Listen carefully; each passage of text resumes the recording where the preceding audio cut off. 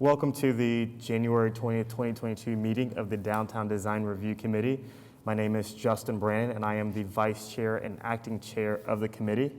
The following guidelines are in place for meetings in the council chamber at City Hall. Only the south entrance of City Hall will be open to access for the building. For exiting the building, all accesses can be used. Air purifying machines have been installed in the chamber. Hand sanitizer machines and disposable face masks will be available. When called on, applicants and speakers will come to the front podium to speak.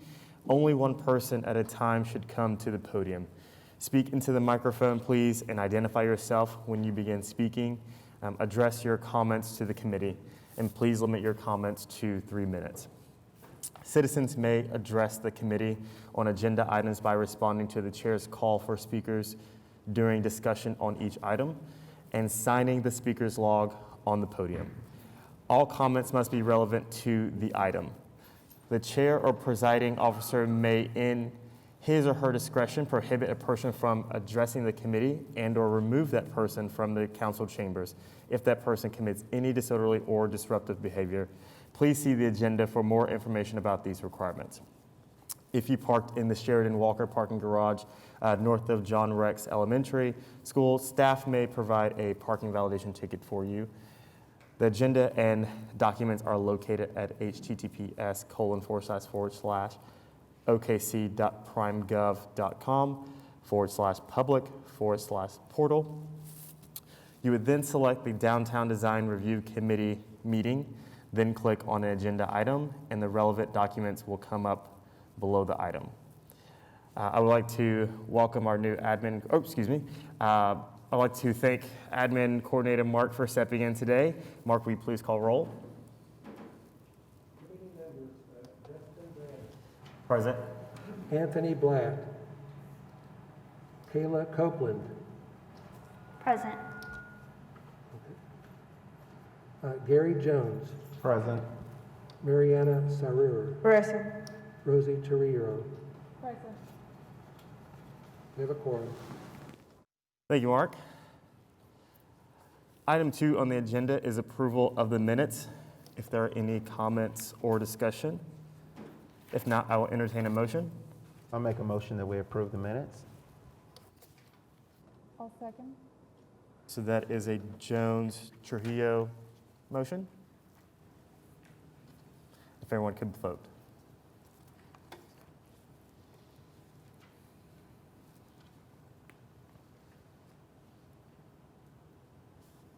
Okay, that motion passes.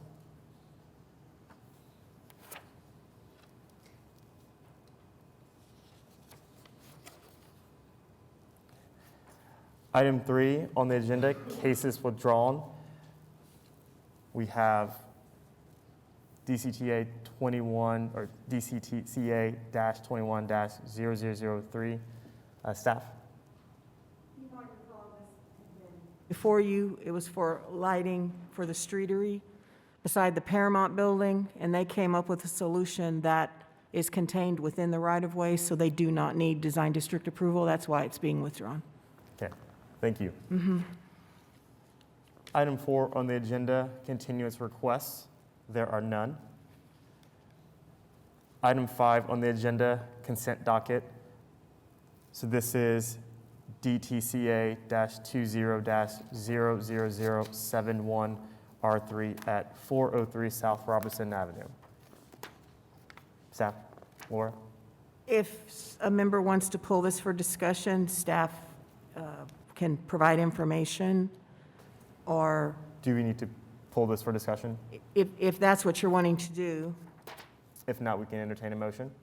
right, to approve the consent docket. Okay. I'll make a motion that we approve consent. Mariana Sarur, the second. Jones Sahar, motion. Sahar, is that how you? Yeah.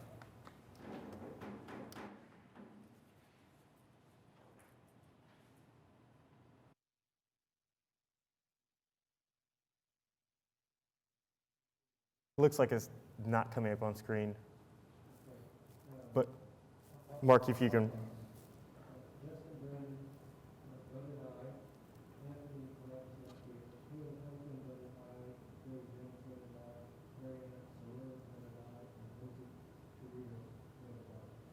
Okay, so that motion passes. Next item on the agenda, item 6 on the agenda, case for individual consideration. First item is DTCA-21-00107 at 1300 Classen Drive.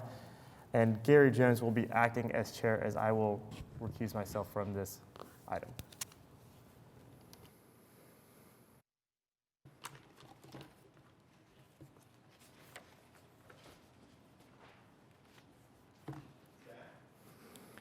Thank you. We're very excited to bring this before you. This is the first of the, I'll call it, older buildings on Villa Teresa that they're coming in to renovate and change use for the redevelopment of the site. There had been, back in 2018, there was a CA approved for, I'll call it the townhouses, and I know some of it's townhouses and some of it's condos that are nearing completion, that are on the eastern edge of this site, and so this is now the first thing you've seen since then. As you saw in the staff report, staff had no issues, and I'm supposed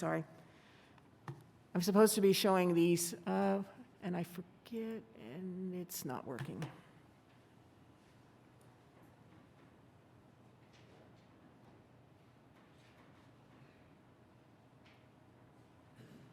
So I have to apologize because there's no microphone there, so I can't sit at that computer and for some reason, my mouse is not working at all. So I'll land on this one. This is what the front of it looks like. And they are changing the use of this, doing a lot of window work and replacing where windows were removed, removing window air conditioners that had been put in at several different locations. So this is, originally was a house, and then it had a very large addition and became the convent for the campus. And it will have a parking lot that you will get to from 13th Street, which is what you're looking at here in this slide.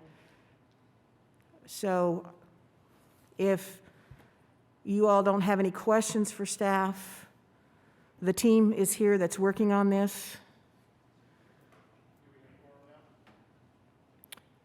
We do, because if we didn't have quorum, we wouldn't be able to even talk about this. So we do have a quorum. Thank you, Kayla. And so, acting chair, does anybody have any questions for staff? No, that's okay. I know this is a new role for you. Oh. Seeing as there are no questions for staff, are there any questions from members of the board? So the applicant is here if they want to. I did have one question. Oh, sure. Back when this was originally brought up, there was some concerns from the individuals that lived in the area about the amount of traffic and what impact it would have on with this facility. And I just wanted to know if that issue has been further discussed. Well, what I would say to that would be the parking lot that they're doing, which is on their property as well as part of it's on the church's property next door. If I remember correctly, all access is from 13th Street to the parking lot. So it's not from Classen Drive, it's from 13th Street, where 4-lane Thank you. roadway.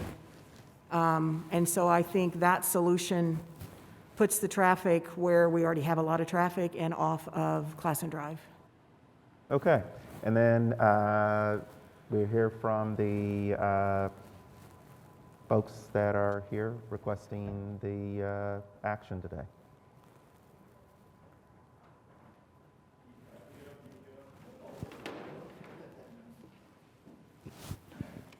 Thanks, Katie. It just went blank.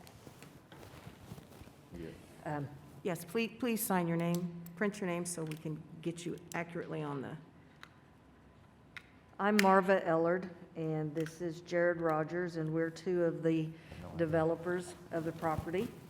And we're very excited about the project and excited to bring it to you all to start this process. So I think you're somewhat familiar with it. Everybody in Oklahoma City is somewhat familiar with Villa Teresa. So the building today is the largest building on the historic campus, and we'd be happy to answer any questions or anything you all would like to know.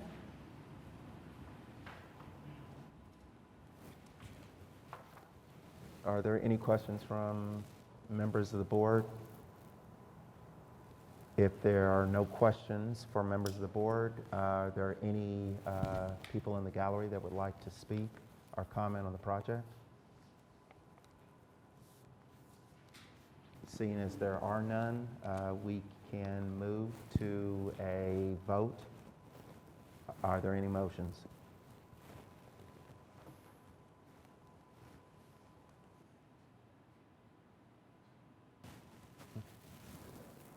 Is there any motions? Just as a reminder, Gary, since he's acting chair, can't make the motion. Or approve with conditions, or continue, or, I'll do the motion. Rosy Trujillo? is your microphone on? Yeah. Oh. It is here, I'm sorry.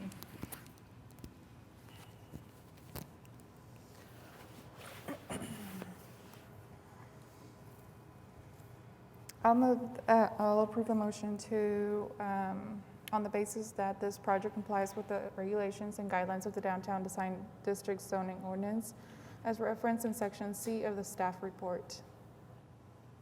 We have a Trujillo motion. I need a second. Mariana Saru, second. Who made the second? I'll second. Okay. And this is a motion to approve the application. Yes. Okay, there is so we had a motion. motion by Rosie Trujillo, seconded by Kayla Copeland. Okay, we have a motion and a second. Please vote.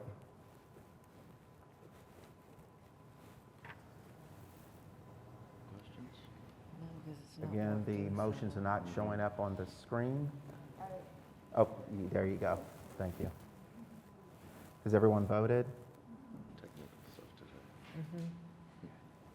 Okay, since we don't have the motions on, oh, there we go. The motion's on the screen. The motion passes. Thank you. Thank you.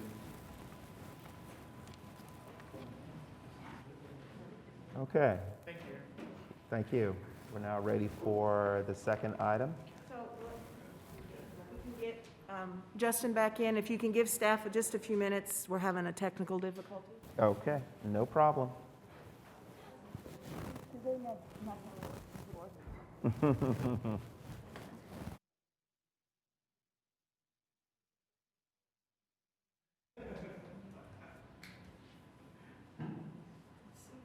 works. Well, that's not going to do me any good until.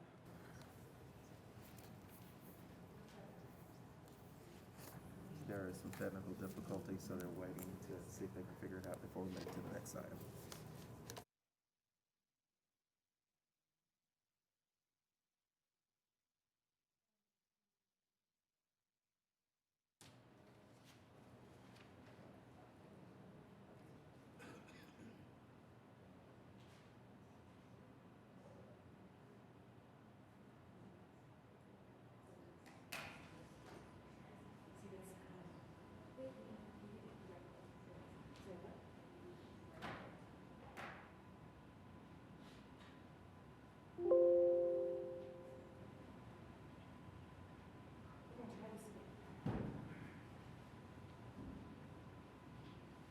Yay, okay, thank you.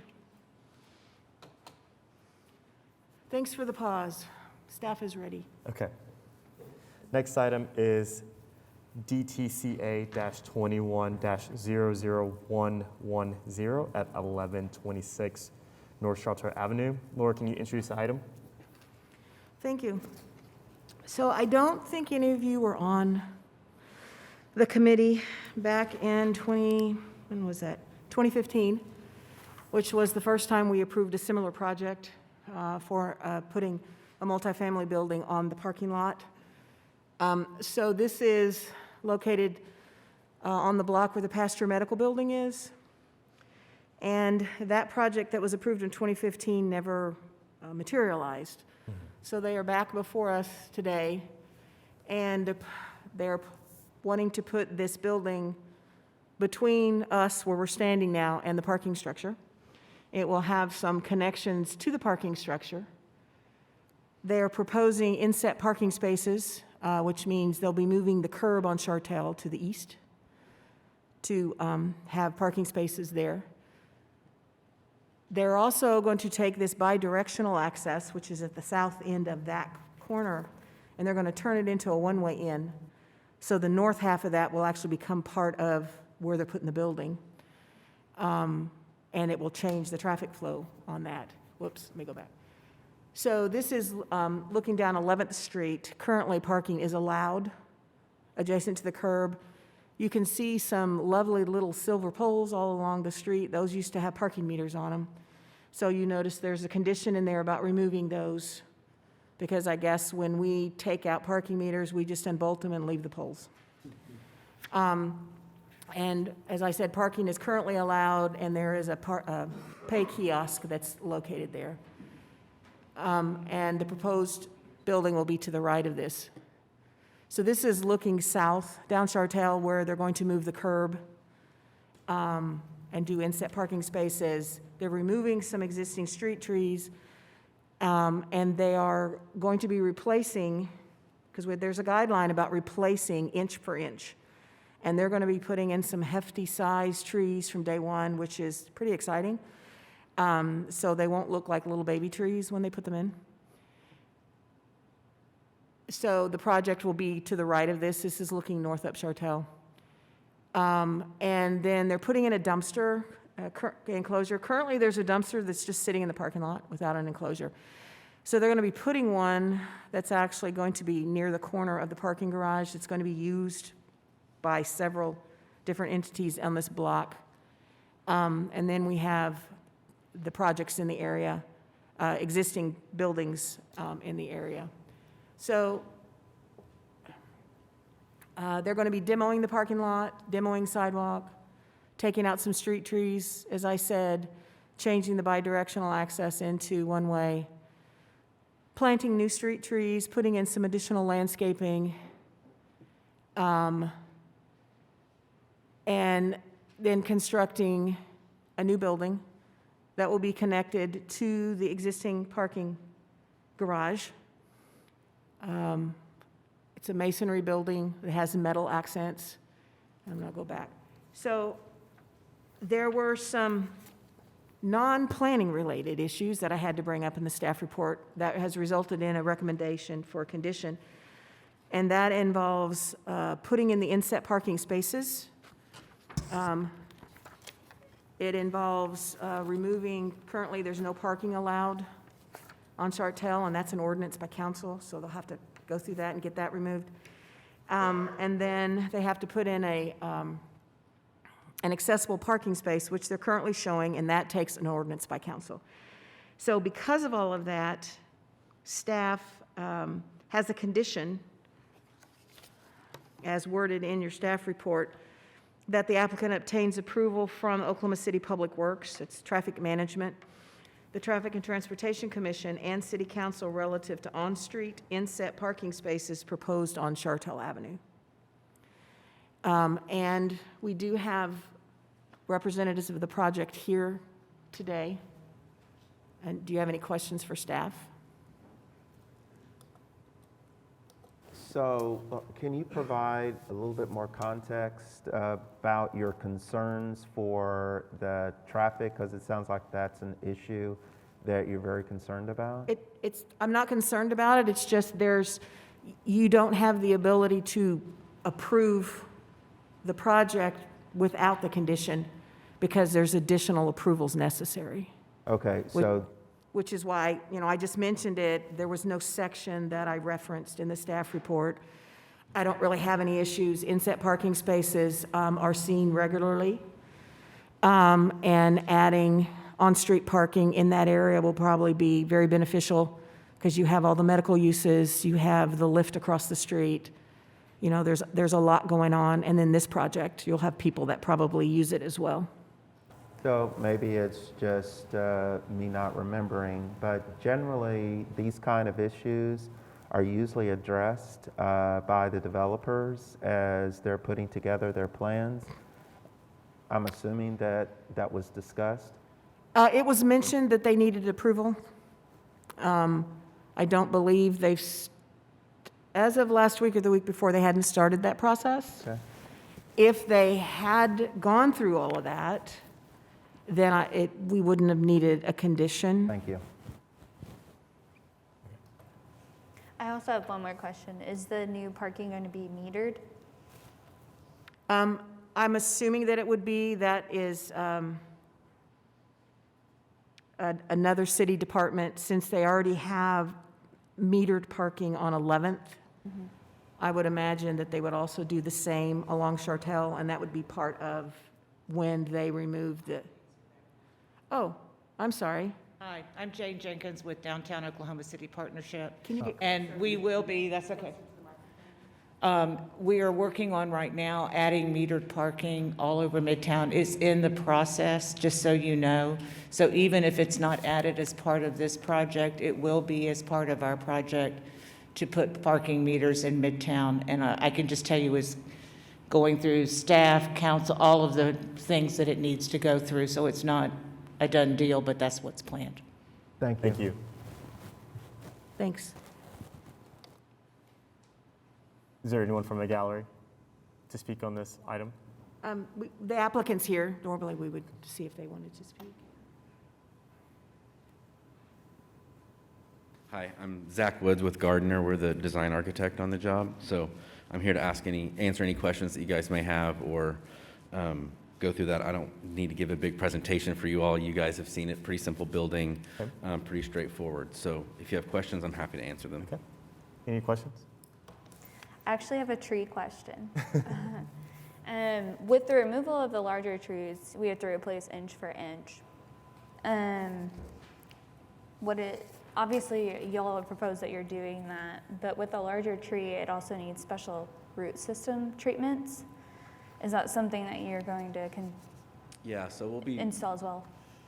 one, we've picked trees that are all native through Oklahoma City's putting down roots Okay. catalog. So they're all from and approved from that Oklahoma City's landscaping guidelines. And then we will have a landscape architect on the job that will guide us through the proper planning and maintenance. It'll have irrigation built in, so they'll get the proper water when they need it and how much. And then they'll be staked and monitored for the first year minimally as a warranty period, plus the landscape architect will monitor all of it. Awesome. I was just making sure that the roots were considered because you're taking away some of the landscaping space actually. Yeah. So the living root zone is a lot smaller now. On the current tree. Yeah. Yeah, and some of the trees we picked are actually a deep rooting rather than spread out roots, lateral, they're more vertical. And so, yes, we'll confirm all that. On the north side where we're leaving that large tree, I think that's a 32-inch caliper tree maybe, 24, excuse me.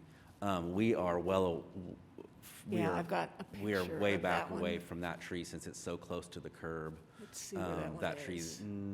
Oops, that one's that one. there we go. That's That the one tree that you're there. Our keeping. building is not even on the face of this curb that you see. We're even further back than that. So I think even the existing tree will be okay, the one that we're keeping. Okay, thank you.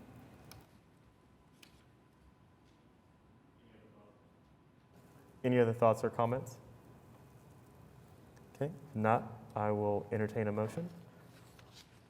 I'll make a motion that we approve the application on the basis that the project complies with the regulations and guidelines of the Downtown Design District Zoning Ordinance as referenced in Section C of the staff report, with the condition that the applicant obtains approval from Oklahoma City Public Works Traffic Management, the Traffic and Transportation Committee, and the Civil Council relative to on-street inset parking spaces proposed on Chartel Avenue.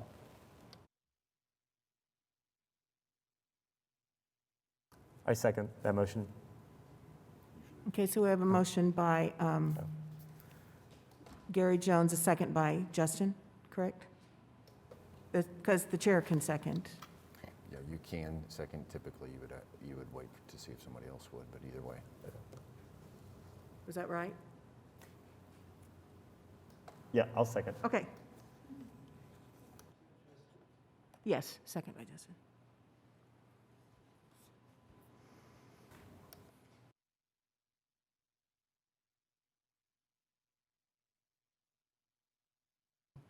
Thank That you. motion passes.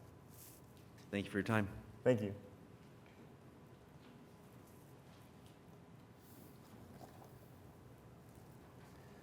That concludes cases for individual consideration. Item 7 on the agenda, other business, so CE-01064 at 817 Southwest 6th Street. Laura, can you introduce the item? Yes, I confirmed that he made it. His flight had gotten canceled, and he had to get on another flight, but he's here. So, that was strange. Let me grab this out. So most people probably don't get down to this part of Classen Boulevard. We have a request, and it's in this area right here. We have a block that actually has an east-west and a north-south alley, like some of our older neighborhoods do. And so they're wanting to vacate the east-west alley, which is here, and then we have the north-south alley that's here. And as I referenced in the staff report, this will have to come back before you because there is a building on it that is contributing to a potential historic district, which is this old loading dock. And the ultimate project, which they provided some concept information on, is they need to build a much bigger building because it has the same owner on the north and the south side of this alley, and he's wanting to utilize the whole thing.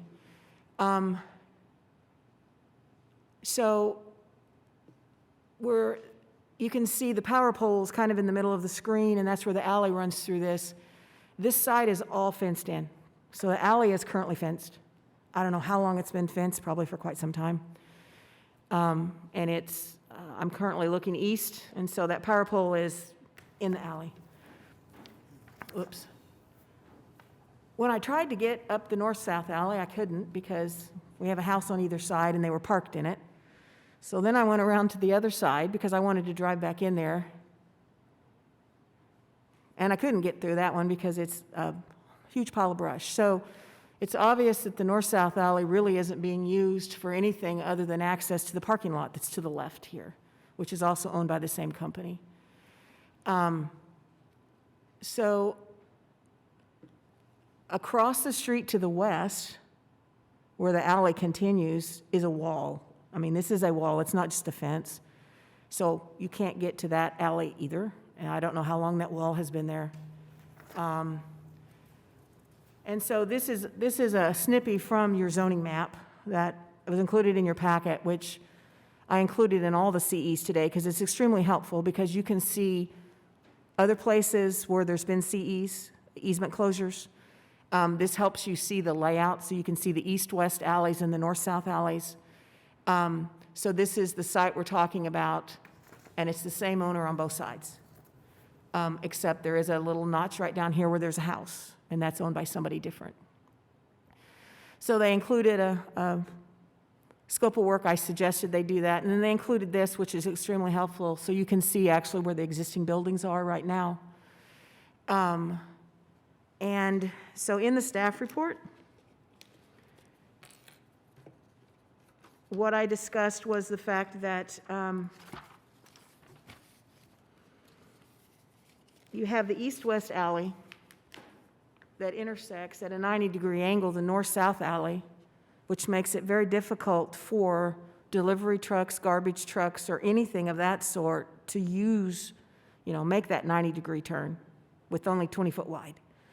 And so from that perspective, having a street on one end of the alley and at the other end there isn't a street, there's just another alley, makes that east-west alley really difficult to use, except for that particular owner. The north-south alley is different if, in fact, it was all paved and not blocked by parked cars or debris in the middle of it.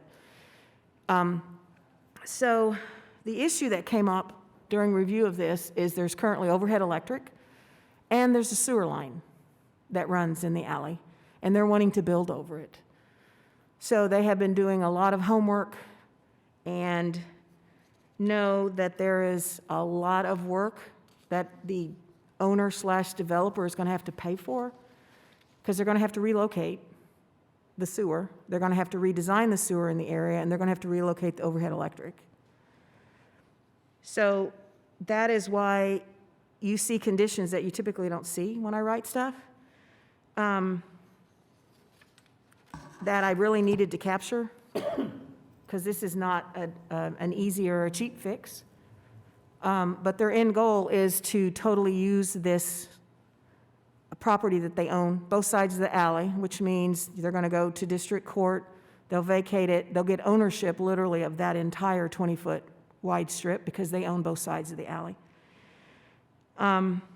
So while alleys have traditionally provided access to back-of-house functions, and you've heard that from us before, such as delivery, pickup, trash collection, which are activities not desired on street frontages, the layout of this alley intersecting another alley and the fact that the adjacent property owner on the north and the south of the alley is the same would allow for provisions to accommodate these functions internal to the development.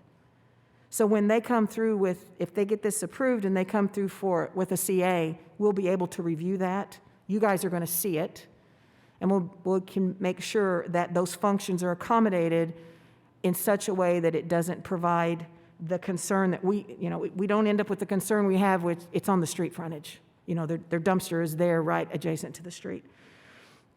And so staff is recommending approval with conditions, and I'll read those conditions. The first one, OG&E, the property owner will be responsible for relocating the overhead electric lines and, if necessary, providing an easement for their location. This work to be done is directed, approved by OG&E. The second one is the city sewer line. The property owner will be responsible for redesigning the sewer system within the area, relocating and revising, upgrading existing sewer lines, and if necessary, providing an easement for their location. This work to be done is directed, approved by the City of Oklahoma City. So what they also provided, because I requested it, keep in mind this was not submitted for staff review, so none of this has received any approval, is a potential concept layout of what they're thinking they want to do. So they're wanting a much larger building that's going to basically almost encompass the entire site, which is only going to be possible, and then they have a second story, which is only going to be possible if they are able to close and vacate the easement. But there's a lot of work involved in that. And so the engineer made it and is in the audience. If you have questions for staff, because you don't normally see these kind of conditions when we are talking stuff, so I thought you might have some questions. Will the overhead electrical lines be replaced underground? Is that a... I don't know if they even know. I know that they have reached out to OG&E. OG&E, unless that's changed, but he can speak. I think yeah.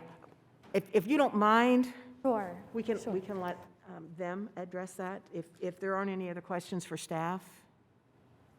And if you can Step forward. sign in, that would be great. Sounds good. Thanks.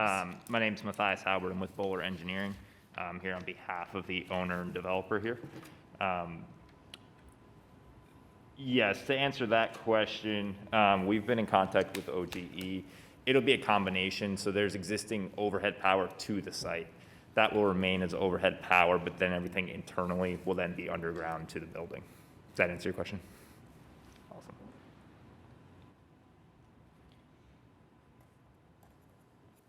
So just following up with, after Laura's presentation here, and she's been great to work with, is, what they currently own is the property there. It currently operates as an HVAC building supplier.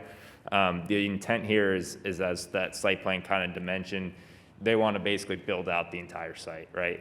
And what it will eventually become is a plumbing and HVAC supplier, then they can expand their operations here in this area. Right now, the existing facility is a lot smaller in building size is what we're trying to propose here. And we're aware that we would have to come back and present a site plan. We're not there yet. Obviously, this is kind of the first step in order for that process to ensue. But really that existing, what's shown here is property one, it's just a concrete parking lot that they're using for building supplies. So what we like to do is to come in and actually put a building that is pretty close to the roadway frontage that more mirrors what the downtown district is intended to do and kind of create that urban feel. That's what the intent is here with a larger building that will basically occupy that entire city block from 6th to 5th Street. Will be probably a masonry building facade that stretches that entire block, as opposed to what is there now is fenced off and more parking lots than actual buildings. So that's the end goal here. We know we're not there yet. This is, like I said, the first kind of step to fall, but just about Morsco, who's the developer here, they've got 200 locations nationwide. They're looking to employ up to maybe 30 individuals here at this location and do $20 million in sales, at a mature stage once this location gets up and running. So that's just a little bit about who the user is and why we're here is to be able to achieve that with the city. So with that, I'm here to answer any questions. We're aware of the overhead. We've had a lot of good conversations with OGE, and we have a temporary plan from a preliminary standpoint that both parties are in agreement on. In terms of the sewer, as Laura mentioned, we're still working with Public Works to uncover that. We are aware that if it does, there's conflicting information between record drawings and surveys and things like that of whether the line is there, whether it's not, and where it goes from there. So that's kind of where we're at right now with the sewer with Public Works. But we're aware if we can confirm it's located there, that it would be relocated, and that would be a cost for the developer. We're okay with that condition, and we're working through that now and hope to have an answer and a resolution quickly on that. So with that, happy to answer any other questions you guys might have here today. Any other thoughts or comments?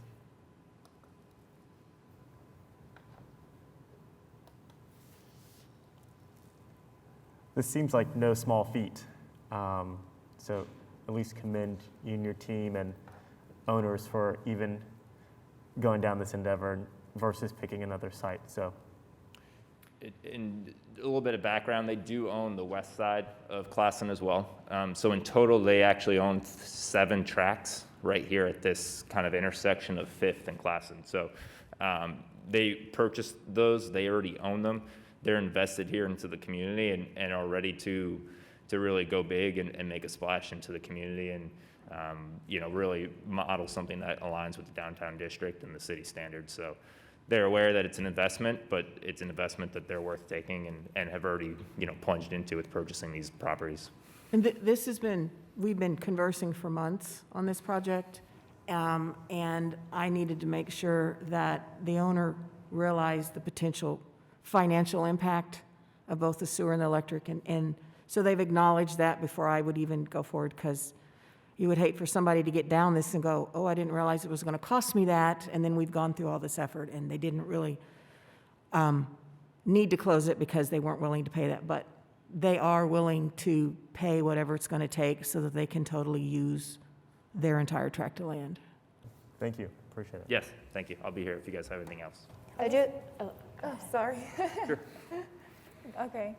I just want to say that I'm excited to see projects like this go up in this side of town, that it's a good project to see, start the process and go through. And that, the usage of this alley, I've seen some that I'm like, no, it doesn't make sense. But this one, it's great that the place is being used for a better purpose. And, I don't see anything wrong with making this better than what it already is. And thank you for, whoever's in charge of this to take the step to spend that kind of money to reassign everything, but there's value there. So there is a lot of value there, just going that route, so, yeah. And what we're trying to propose here is a lot more functional, we'll call it, than what's out there today, right? That alley right-of-way exists, but as those site photos even showed, it's all fenced off. There's really no purpose to it outside of just, having overhead electric in it and maybe sewer. So, yeah, we'd like to actually bring purpose and make the most out of that property. And obviously a larger building will be able to do that. And then, as you mentioned, I mean, there's been a lot of redevelopment, but not necessarily in that area. And we're hoping that this can kind of be a catalyst to kind of draw more redevelopment to this area and to get more of the downtown district standards in place and that kind of portion, a little bit more in this area rather than, kind of where we are now. Okay. Is there anyone else from the gallery that would like to speak on this item? Any other thoughts or comments? I have one more thought or comment, I guess. So if we are closing the east to west alleyway, which I think is a great idea, I think the vision is more powerful than the use of that alleyway right now. What is going to happen to the north-south alley? So they're not proposing anything to the north-south alley. Traditionally, the city does not maintain or install alleys. There are few minor exceptions to that, which you're going to hear about later. So that alley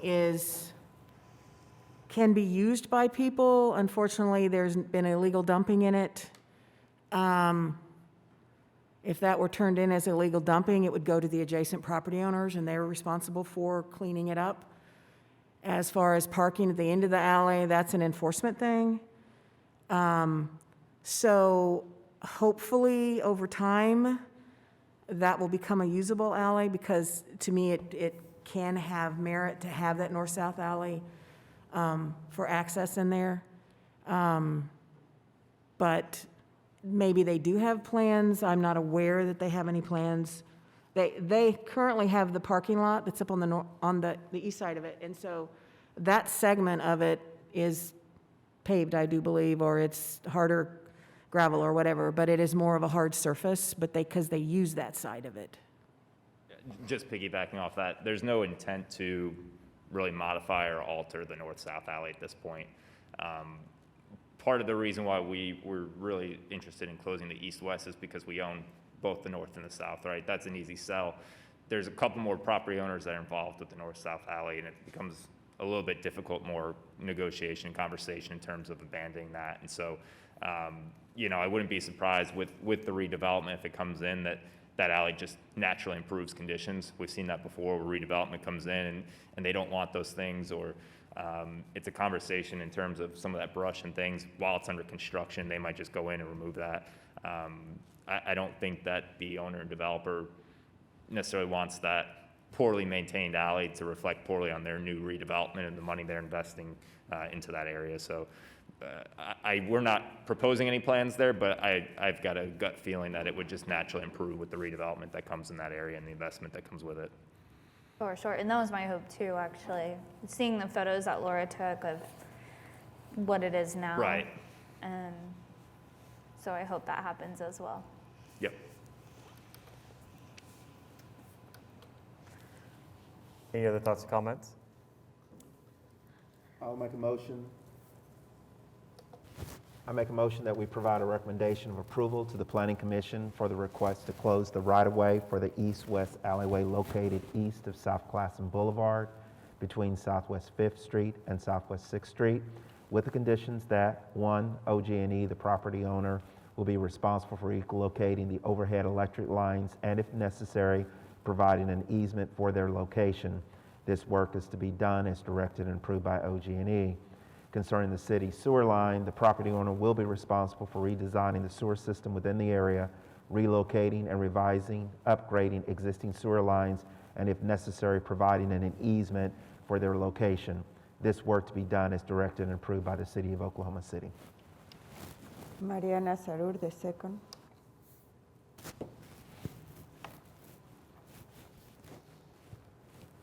please vote.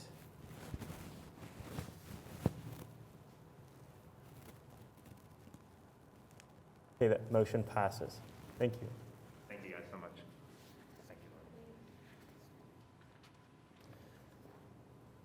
Next item, we have CE-01065 at 600 North Dewey Avenue. Laura, can you introduce the item?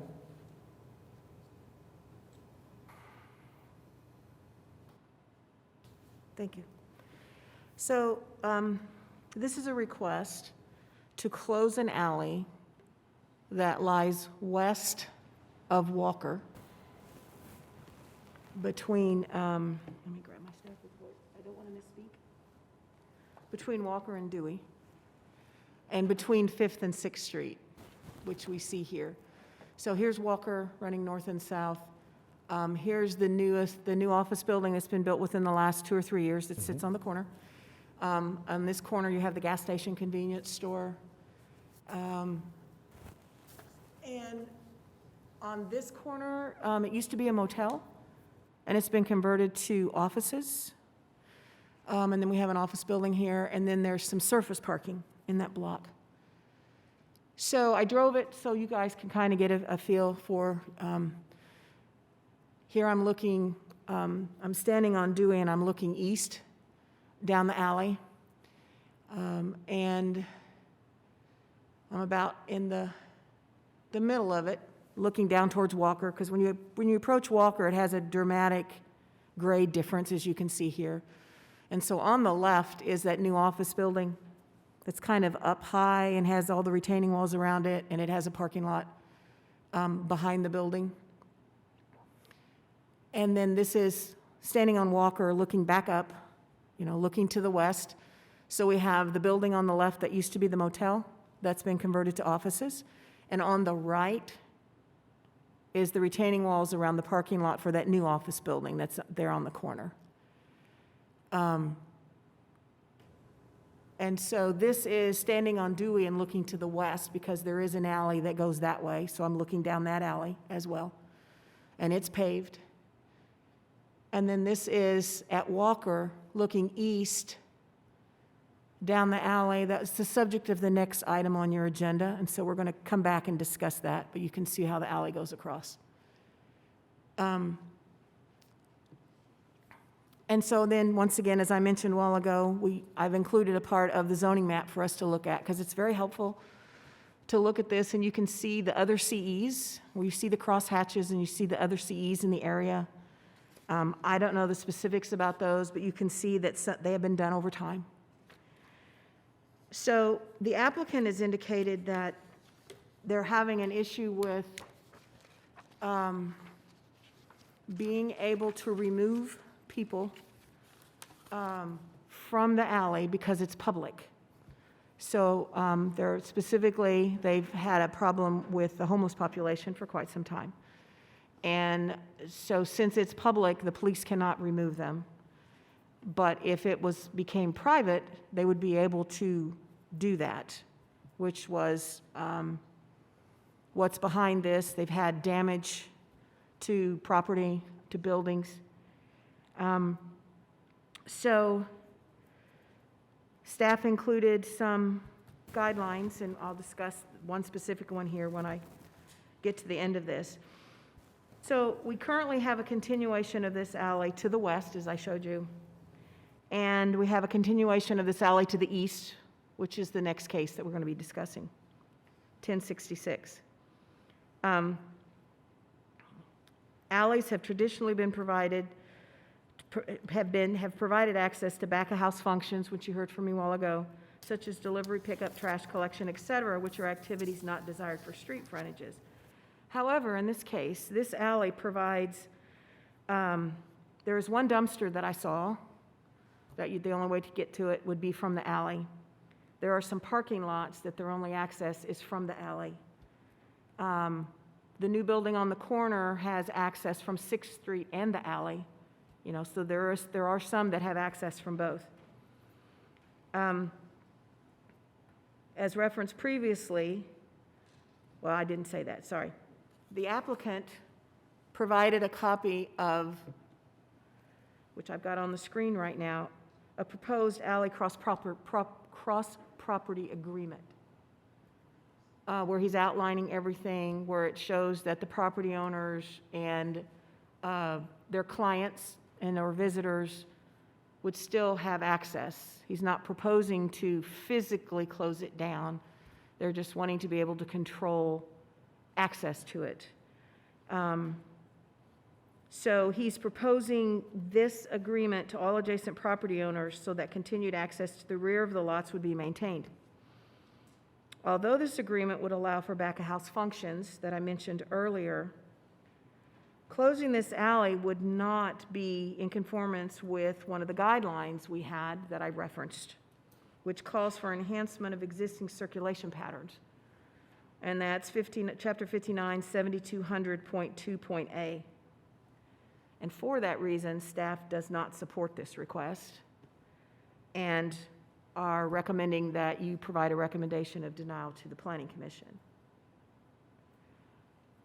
The applicant is here, Rick Dowell is here to talk. Do you have any questions for staff? Laura, I do have a question. I don't remember this agreement that was drafted for the property owners to agree. Is there precedence for that? I've not been involved. We've had several CEs before this body since I've been back in 2015, so that's about 7 years. I've not had one that proposed this specifically. I don't know if Katie has had any that have proposed that. It's not something that I ask, it's something that he came up with to address concerns that he was hearing from property owners. I've not seen anything like this with an alley previously. We frequently see cross-access agreements for shared driveways in residential areas, but I haven't seen this type of configuration with an alley before. So looking at the overlay and the map, directly to, yes, that one, This thank one? you. Okay. So directly to the west of that alley, do we know how those owners in that alleyway is being used? So the alleyway to the west, which I have a picture of looking west, is that one. Okay, There is a parking lot there on the left that is accesses from that alley. There are different, it's open to adjacent property owners. That one is. It's also open to any individual that wanted to walk or drive down it. It's still an open public alleyway and happens to be in pretty good shape as far as Sure. pavement goes. yeah. So there hasn't been any, or I guess to our knowledge, has there been any issue on the west side as well as on the east side for removing the homeless or anything like that? Has there any been, do we know if there's been any issue with that before on the west? I have no knowledge of Okay, that. We're typically not the department. People would, Sure. our division is not the division that works with people that have that concern. They typically would be working with the police department. Right. So I don't know.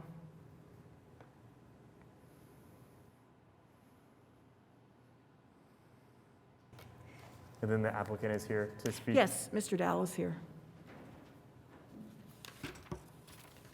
Okay, I'd like to pass something on to you, evidently that you. Sir, can you don't step have up your to the mic and speak? Step up to the mic and identify yourself, Okay, please. Thank you. my name is Richard Dowell, president of Dowell Properties. We're representing the owners along the alley that have signed the petition. I've got some material I'd like to hand you that evidently you don't have a copy of. They're numbered, 1, 2, 3, 4, 5, and 6. Yeah. Hang on, to be sure I don't give you my original. There's 5. Yeah, let me make sure I got everything here. Hang on before you go off here. Wait a minute, I think I left one out here. Okay, there we go. Okay, there's 5 right there. There's 5 of them here. That's right, 5. I may have to step out. I've had open heart surgery, and I'm beginning to have a little health problem here. I'm feeling a little faint, so forgive me if I have to take off in a second. Absolutely.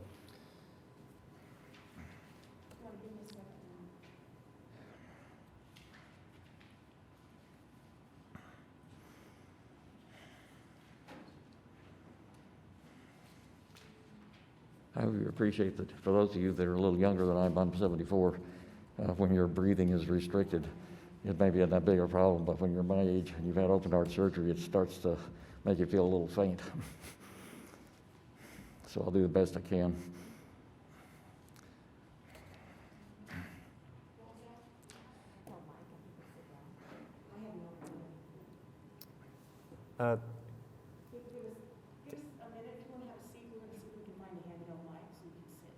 Oh, that's okay. I just will stand. That's all right.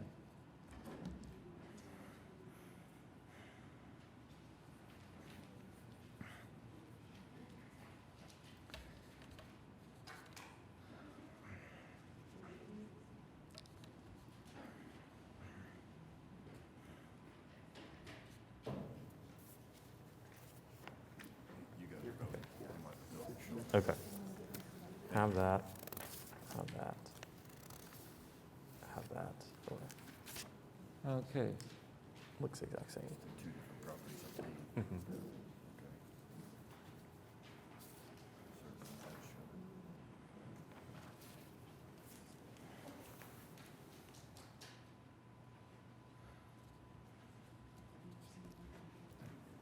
It's not here either. Does everyone have everything?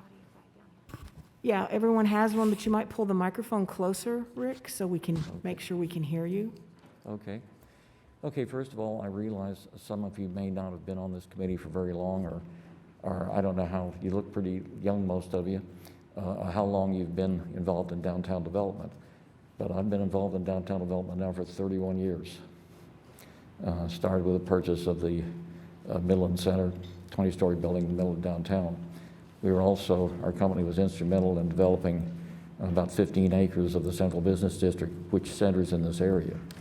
So to answer the first puzzle that most of you had is there any precedent for closing alleys in the fashion that we're closing them? And the answer to that is definitely yes. Over the last 20 years, we've closed about 4 of them. Some of them in conjunction with the city. For example, the first closure we had of an alley for this purpose was when the city built the transit station on Hudson. Part of the agreement was to close the alley, and we left part of the alley open. We had to have an agreement then between the remainder of the alley that was remained open from the property owners on both sides. The alley's been closed, for example, between Dean McGee and 4th Street. That was about 10 years ago. The alley was closed between 4th Street and 5th Street between Walker and Dewey. That was about 8 years ago. Now, first of all, let me give you the motivation, and the agreements, by the way, involved in those alley closures was virtually identical to what you've got here. So let me give you the reason that this happened. What was the purpose of closing these alleys? Now, in the case of the bus station, it had a dual purpose. Obviously, the bus station was going to be located on half of the alley. In the rest of the alley and in the other cases, here's the issue that came up. And let's go back to I know this is a long time for some of you guys, 1998. And some of you may be familiar with the building that's on the corner of Dean McGee and Walker Avenue. It's a 3-story building built in 1925. Used to be a Cadillac agency. The building had been vacant for 15 years when we purchased it. It was going to cost us about $8 million to convert that building to an office building. So anyway, I drawn up the plans of the building, submitted the building permit, arranged the financing, was getting ready to start construction, but I noticed that we were having a problem there. The parking lot for that building was due south of the building, because the building requires a 3-to-1 parking ratio for office space. So it's 67,000 square feet, which means you need to have 200 parking spaces. Now, the parking was adjacent to the building, which meant that every tenant of the building, to access their car, was going to have to cross the alley to get to it. Well, and what we found is that there were about 20 homeless people that congregated in that alley, and they were taking drugs. They were, most of them, completely whacked out. If you would walk down the alley, they would assault you. And so I thought to myself, there is no way in the world we could have a successful office building if our tenants had to go through this blockade, in essence, of their access to their automobiles. It'd be, imagine if you were a woman, maybe an attorney that's working late, and you're crossing the alley, and you've got to go through this barrage of individuals harassing you that are half stoned out of their mind. So what I did first is I thought, well, you know, this is obviously, I thought to myself, and then also the alley was in horrible condition, because there used to be a building there that'd been there for years. It's called Globe Printing. It was originally owned by the Daily Oklahoman. And so they had a lot of heavy trucks that used to drive down that alley. And in short, it was completely obliterated. So I figured, well, there's two problems here. It's a public alley. The city should go in there and, since I'm going to make this development, fix the alley, I would think, you know, repave it, and so forth, I thought. And I also thought that obviously they can't let 20 people be totally whacked out sitting there in the middle of the alley, making it obviously difficult, if not completely impossible, to move civilization in the area. So I had a chat with the police department, and they informed me that no, they couldn't do anything about it in terms of asking the people to leave that were congregating there. So I thought, well, that can't possibly be right. So then I had a chat with the city attorney, and he told me that the civil rights that a person has is the right to freedom of assembly. So in other words, if you're on public property and you want to get together, a group of you, you have a right to do that under the right of freedom of assembly. So I said, but look, these people aren't, you know, staging a political protest. I mean, they're sitting there taking drugs and drinking. But he said, doesn't matter what they're doing. People have a right to assemble. And the police do not have a right to ask those people to leave, nor do you. And so then I looked at the other problem, which has already been alluded to by Ms. Grigg. I said, well, what about paving the alley or maintaining it? Well, she said earlier, the city does not build nor maintain alleys. So we've kind of got a problem here. We've got an alley that's a wreck. We've got chaos out there that would really make any reasonable person reluctant, if not totally unwilling, to spend the millions of dollars it's going to take to develop that area. So I asked the city attorney at the time, well, what's the solution? He said, well, you're just going to have to close the alley, and then it wouldn't be public property. Then you would have the right to ask these people to leave, because they wouldn't be engaging in their right to freedom of assembly on public property. And I said, well, we would still want to keep the alley open. So what we basically did is the alley, for all intents and purposes, is the same alley we've always had. That's been there since, because it's part of the Oklahoma City original edition. That alley has probably been there since, my God, probably since 1900. And of course, looking at the condition of it, it looked like it had been there since 1900. So what we did after we closed the alley is we spent the money to repave the alley out of our own pocket. We maintained, as it says here, we maintained all city easements, so we weren't disturbing the electric lines or the sewer lines or any lines that went through there. Any easement that had been there before was still there before, because we had to get all the adjacent tenants to agree to that. Otherwise, we weren't going to be able to close it. The utilities wouldn't let us close it. And we, of course, wanted the utilities there. We needed them. So if you were to look at that alley and drive down it today, you wouldn't be able to tell it apart from any other alley downtown. The only thing that would make it different is you're not going to see people taking drugs in the alley, because we're going to chase them out. So you think, well, is there really a problem? Define the problem. Okay, well, in the 20 years that we've spent, our company and some subsidiaries of ours have spent redeveloping 11 buildings of 15 acres of that area, we have had $360,000 worth of property damage.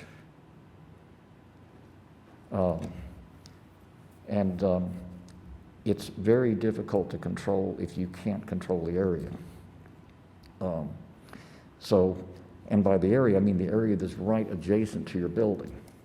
So for example, in the alleys we're wanting to close right now, for example, could you bring that picture up again of the alley? Can you bring that picture up of the alley, the one that's between Walker and Dewey? No, they're going the other direction. There you go. That one? Yeah. Now here's an example of one of the alleys we want to close. Okay, let me just tell you what's happened on that alley and what will continue to happen on that alley. Now, first of all, you see on the right-hand side there, all of those meters coming down there on the building on the right where it says slow there, and then it has all those meters down there. Okay, well, the price of copper 3 years ago was about $1.40, and if you take copper to a salvage yard, they charge you $1 to process it, which means that you're only going to make 40 cents a pound. Well, right now the price of copper is almost $5 a pound.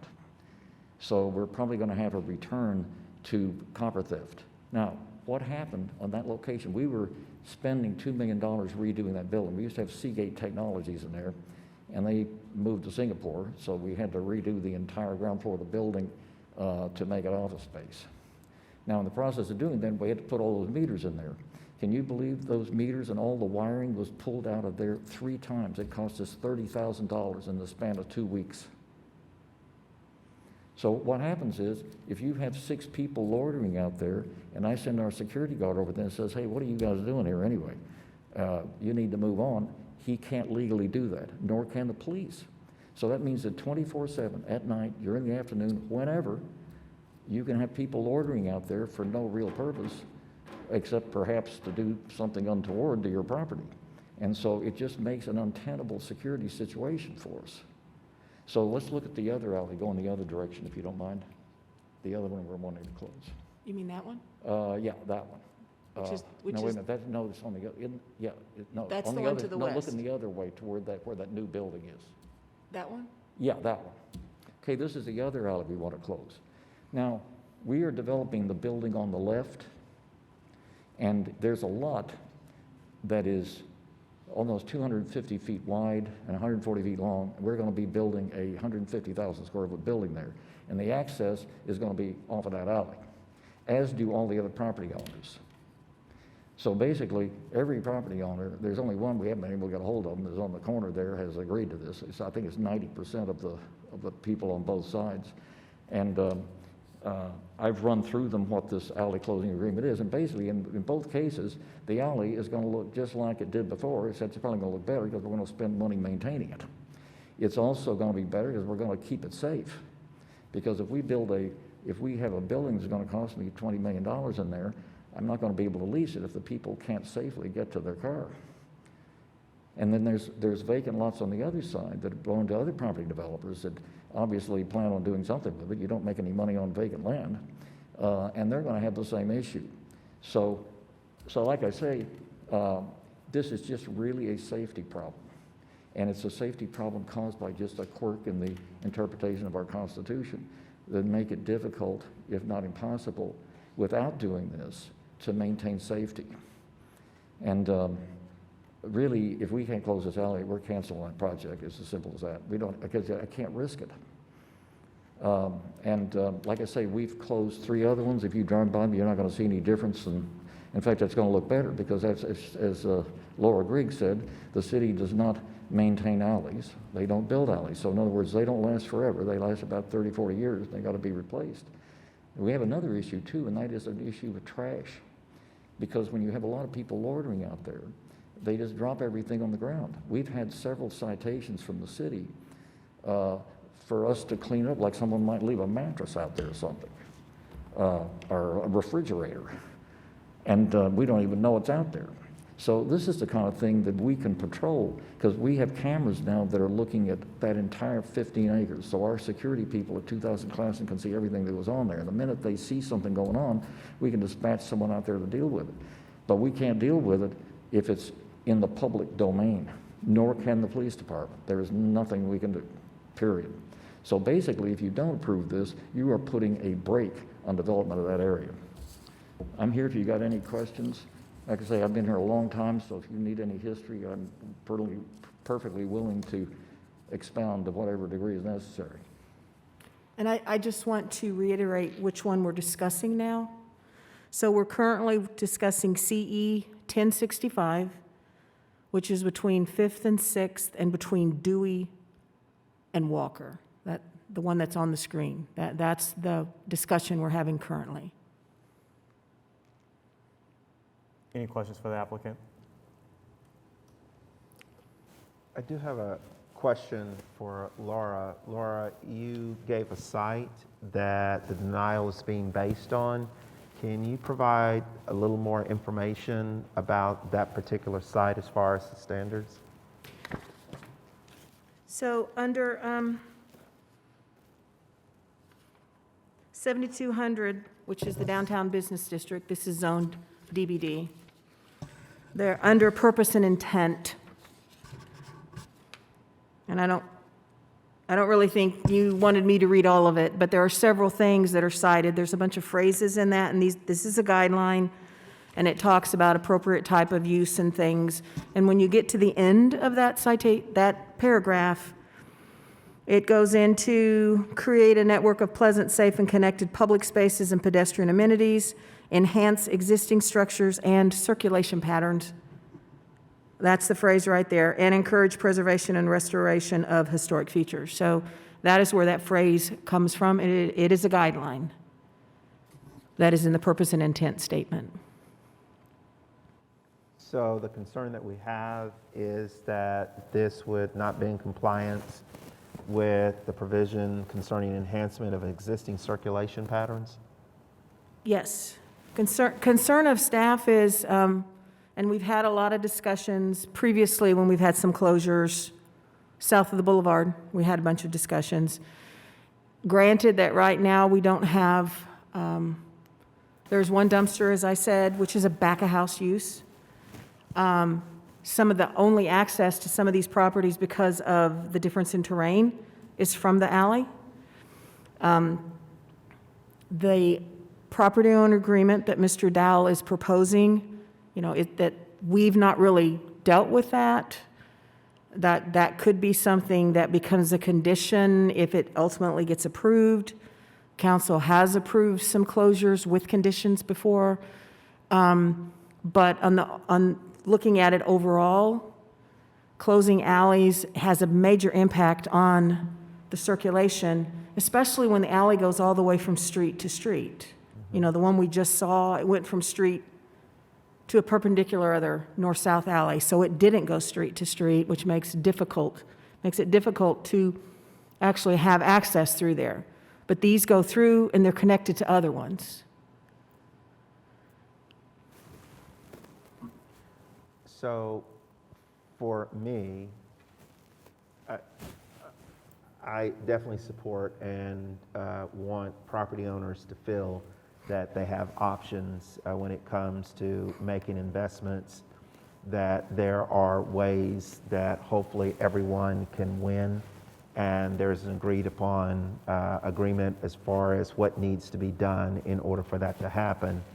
What my hope would be, and maybe this is a recommendation, if that we maybe could come back with a recommendation where the owners in the alley have some agreement and those conditions can be stipulated in the motion to ensure that the requirements that we are supposed to make sure that these modifications or changes meet will occur in that agreement with the motion. What I would say is in my staff report, I said that this was going to the Planning Commission next week. It's not. It's going the next meeting after that.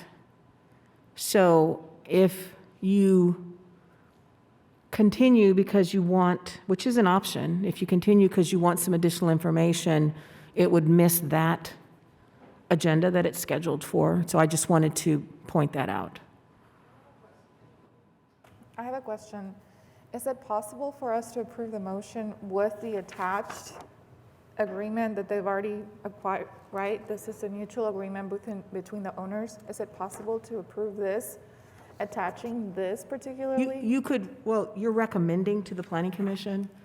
So if what you're asking is, could you recommend approval subject to that This, document? it says here, all current easements to remain in place. Yeah, that is one of your options. You So- can recommend approval with conditions. So in essence, if the only issue is to have privacy, right? To be able to say, don't come into my property, but you have easements like utilities, they would still have enforcement in place for the utilities and trash and everybody else to come through.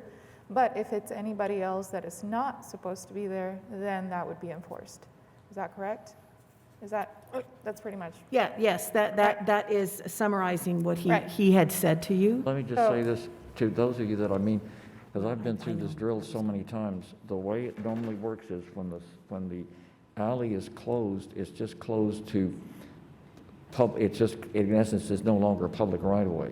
Right. Then you have to go through what they call vacation of the alley. At that point, all of the property owners have to agree on some kind of alley closing agreement. At that point, all of the utilities, OG&E will come and protest the closing of the alley unless you've got an agreement in place that maintains their access. Of course. And so, of course, obviously, the property owners, if you don't abide by what we've got here, are not going to agree to close the alley, and then the city can reopen it again.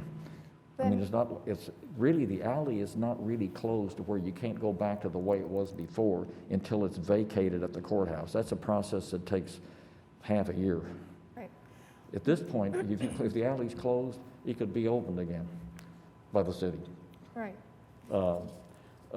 It's not a permanent deal until it actually goes to the county Right. courthouse. And I just want to say, I think, I personally think it's pretty clear that you've been through this path before and that it makes sense to do it this way with the approval and then the attachment to me. So, yeah. And I do believe we have people who are probably wanting to speak when you all are finished asking questions. Any other thoughts or concerns? I just want to make sure everyone's clear that the cross-property agreement is, or clarify, I guess, confirm with the applicant too, that this is not yet executed. This is a proposed agreement, but you don't have all the properties owners signed on yet. Is that correct? This agreement is something that's normally finalized at the point that you're going to vacate the alley. Because obviously, let me put it this way, if one property owner told me that, hey, I'm not going to abide by this thing, and I want to fence off part of the alley, then I'd say I'm not going to sign it, in which case it can't be vacated. It stays just like it is. Okay. So, I mean, you can trust me, we have to have access to that alley with the construction we're planning there, as do the other property developers. I mean, if some idiot put a fence up out there, it would be a disaster. We'd just cancel the whole idea. We'd probably go to the city and say, reopen it again. Okay, thank you. From a practical standpoint, this is our intent, is what you're looking at right here. The actual formal agreement is something each property owner's got to have an attorney. It'll probably be a bunch of legal speak in there. They're usually 2 or 3 pages long, but this is the essence of what is, in my mind, has to be in there for us. And because we're not going to agree with it unless every property owner agrees to this. Thank you. Okay, thank you. Would anyone else like to speak on this item from the gallery? And just to clarify, this is on 1065, which is between Dewey and Walker, between 5th and 6th. Right. Hi, I'm Jane Jenkins. I'm with the Downtown Oklahoma City Partnership, and I serve as the staff person for the Downtown OKC Business Improvement District. And I would like to say that Mr. Dowell is a member of that board, but he did not bring this item to that board for consideration. We did not learn about it until the published agenda was there. And I do believe that the grid is a really important part of urban design. We're fortunate in Oklahoma City that we have a grid for the most part, other than what we have already covered up. And I do believe that the Business Improvement District Board would like to have the opportunity to make a recommendation on this matter, and they have not yet had an opportunity to hear that it has even been proposed. So for that reason, I would ask that you might defer it to another date so we have time to inform those folks that this is under consideration. Thank you. Thank you.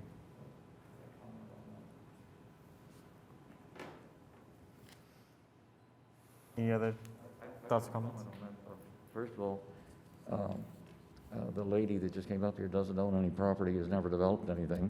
And secondly, that board only meets every 3 months, and what's every 2 months, and it only can make a recommendation to the downtown OKC, which has a contract with the city. I mean, I really think this is, in this particular case, a little out of line for the bid board to get involved with, in my humble opinion, as a member of that board. So if I could, Mr. Dow, is that the concern that I have, and I think some of the other members, is that if we take an action to approve this, even with the conditions, we're starting to set a precedent about how we address these types of requests. And I know for me, I would like an opportunity to have a little bit more research by staff, and then also conversations with other entities of the city to know that these types of actions are being done in a way that if we set this precedence, that it's on solid foundation, and that we are at least meeting the spirit of the guidelines that we've been presented with as the reason for this board. So my initial motion would be, our request would be that this be held over to the next meeting to allow a little bit more time in order to look into this and research it, so that if an action is made, that the one we make is built on information that would support setting a proper precedence for future actions. Could I ask you, what information is it that you think you're lacking at the moment? I'm sorry, Ms. Dow, What I can't information hear do you you. feel you're lacking at the moment? He's asking what information do you feel you're lacking at the moment? Well, I get that we have these property agreements, and I appreciate the fact that you have provided information that these have been developed and previous actions, especially as they related to alleys.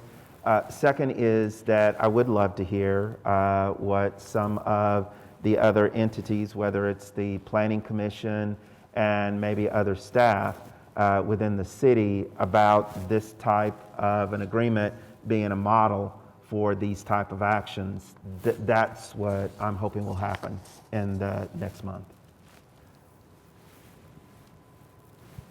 Well, the thing is, you got to remember this, time is money.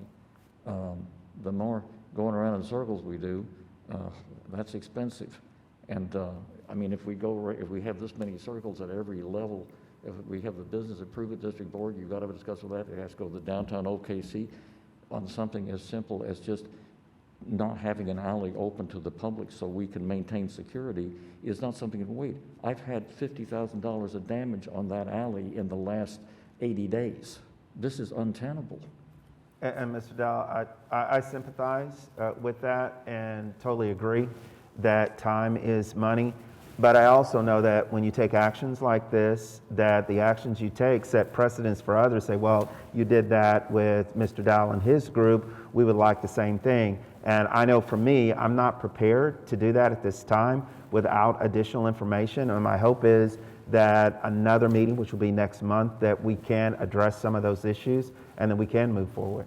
So, and I might say, because normally it's Susan that would speak up, so I'm not putting words in your mouth, but that an application, you know, if we're headed towards continuing, the applicant has to agree to that. Correct. That's why I was, sorry, Right. my fault, was asking Mr. Dow if he could work with us in order to make that, and that was why I was trying to answer your question for continuance for the next month. And if he's not agreeable, then he would Yes. want you to either up or down.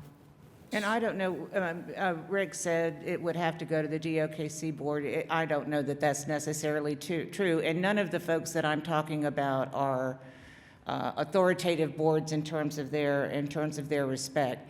I just do not think that this has been this information has been made available to the broader constituency downtown. And I do believe it will affect not just the adjacent property owners, but property owners in the area. And that's why I would be asking for more time to make sure that everyone understood the implications of this type of closure. Thank you. So, Mr. Dow, would you be willing to request a continuance? Well, the Downtown Design Review on this issue is an advisory board. That We is never give correct. advice to the Planning Commission. Correct. We're going forward with this thing to the Planning Commission. So your ability to vote against it, I think, is going to be kind of an unprecedented thing to do in a case of hearing something if we're not really closing it. I mean, but remember this, nothing has happened until the thing is vacated. So the city can reopen the alley. It still belongs to the city. Nobody can put a fence, nobody can do anything there until the thing is vacated. So it's got to go through the Planning Commission, it's got to go through the City Council. Yet if any point in that thing, something appears amiss, it can go right back to square one again. And this is a really rather routine procedure, and to make a routine procedure, delay it for an extended period of time when what we've got here is an issue of crime. It's not really an issue of property development, although it indirectly affects it in a serious manner. It's a matter of crime and problems we're having right now that flat are difficult. We had a fellow that walked down the alley with an axe, for example. This was about 3 weeks ago. We called the police. They never showed up. So on the other hand, the person, I presume, has a right to walk down an alley with an axe behind one of our properties. Now, imagine if you're a tenant there, what are you going to think of this? If our security guard can't remove the person. That's the issue we're faced with. We're not trying to tear up the alley, redo downtown. It's going to look just the same. When you look at the alleys we've closed, they look just, you couldn't tell them apart before and after, except they look better because we're maintaining them. That's the only thing we're asking for, and the reason we're doing it is safety and security, period.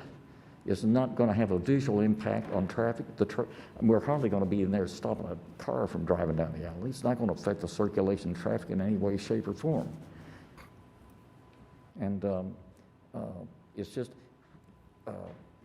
this process is going to take about 6 months if it goes through all the stages we go through without a roadblock. But if we start hearing a roadblock literally at every level here, where we have to get more information and think about it, it'll be 5 years before this happens, if it ever happens. I'm 74, I may be dead before it happens. So I just am a believer that we need to get things moving, and I think that security is, you want to know what will destroy downtown development more than anything, is the minute people feel unsafe here. Thank you, Ms. Dow. And they're feeling very unsafe at the moment. The amount of crime we have downtown is going through the roof. The police response is virtually non-existent for various reasons I'm not going to go into here. So we're in a situation that the private sector has had to just step up to deal with it. I have a question.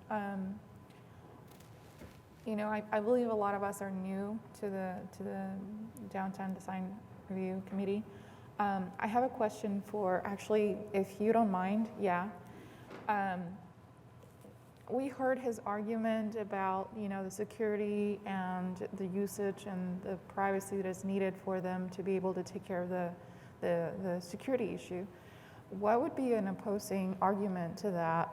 What would be something that would be negative impact upon us approving this as it is with the approval of the alley staying completely open just for privacy reasons? What would be something that, you know, the other committees would bring to the table and just kind of not be okay with?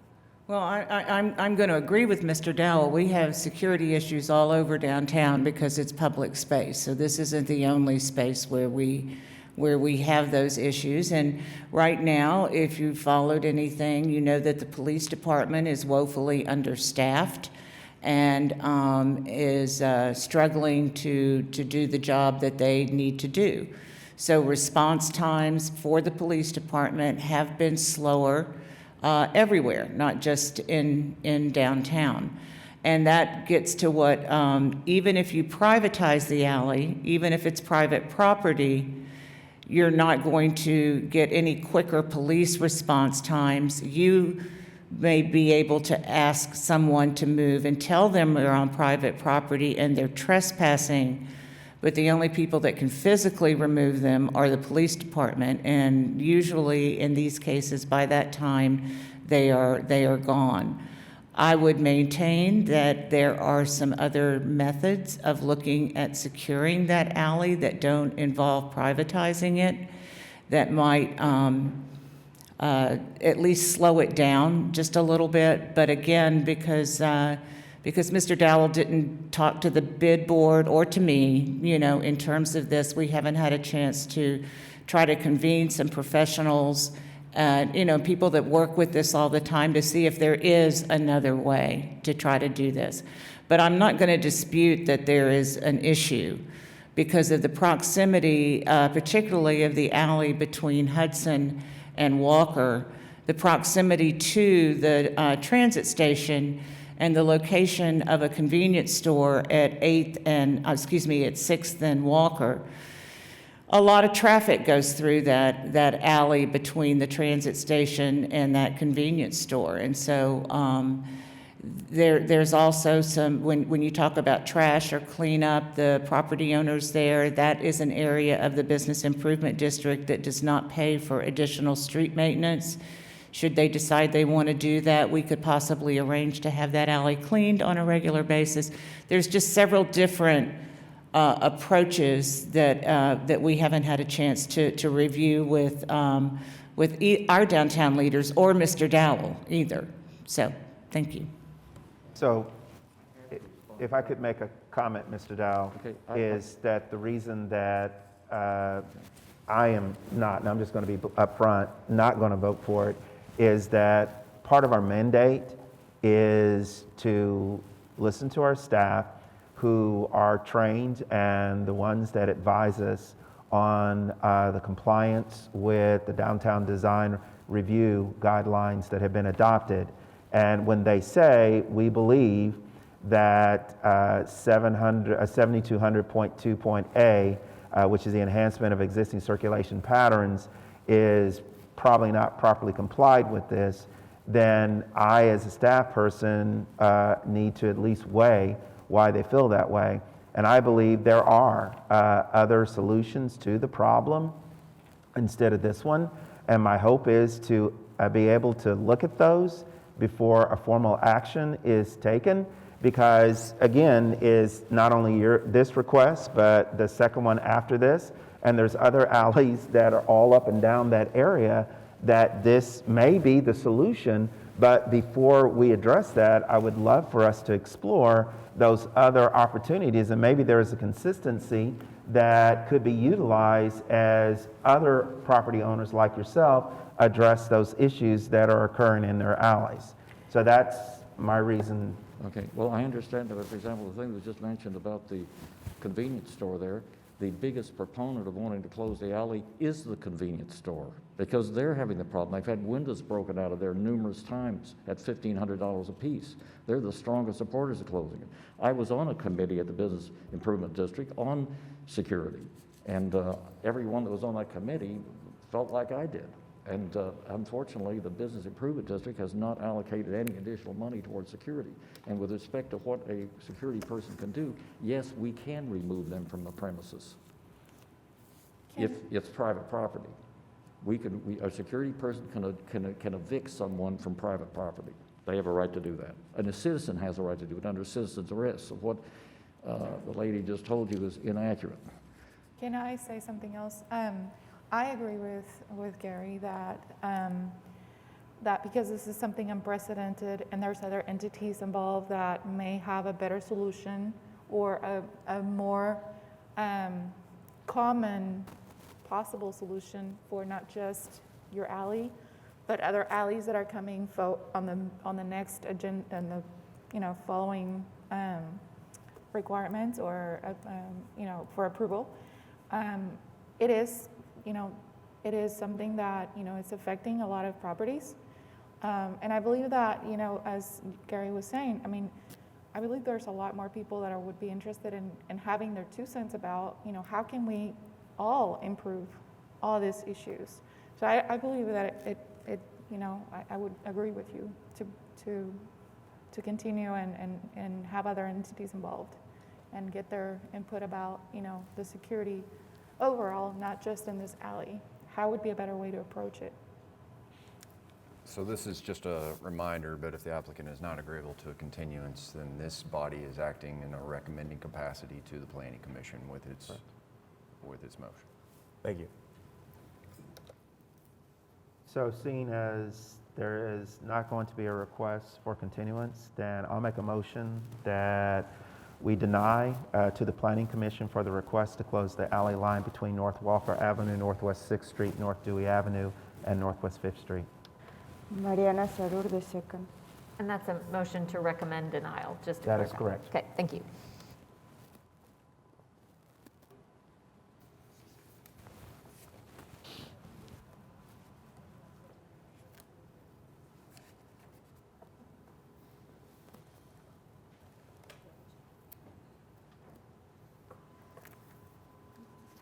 Okay, that motion passes.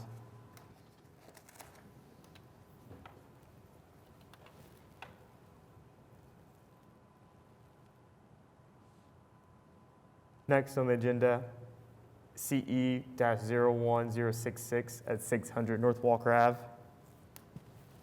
Laura, can you? Sure. This is a request for the alley between Walker and Hudson. So we're going one block to the east with this one. And so I will just scroll through the pictures. So you've seen this before. So this is standing at Walker, looking east at the alley that they're requesting be closed. The convenience store that everyone was talking about is on the left.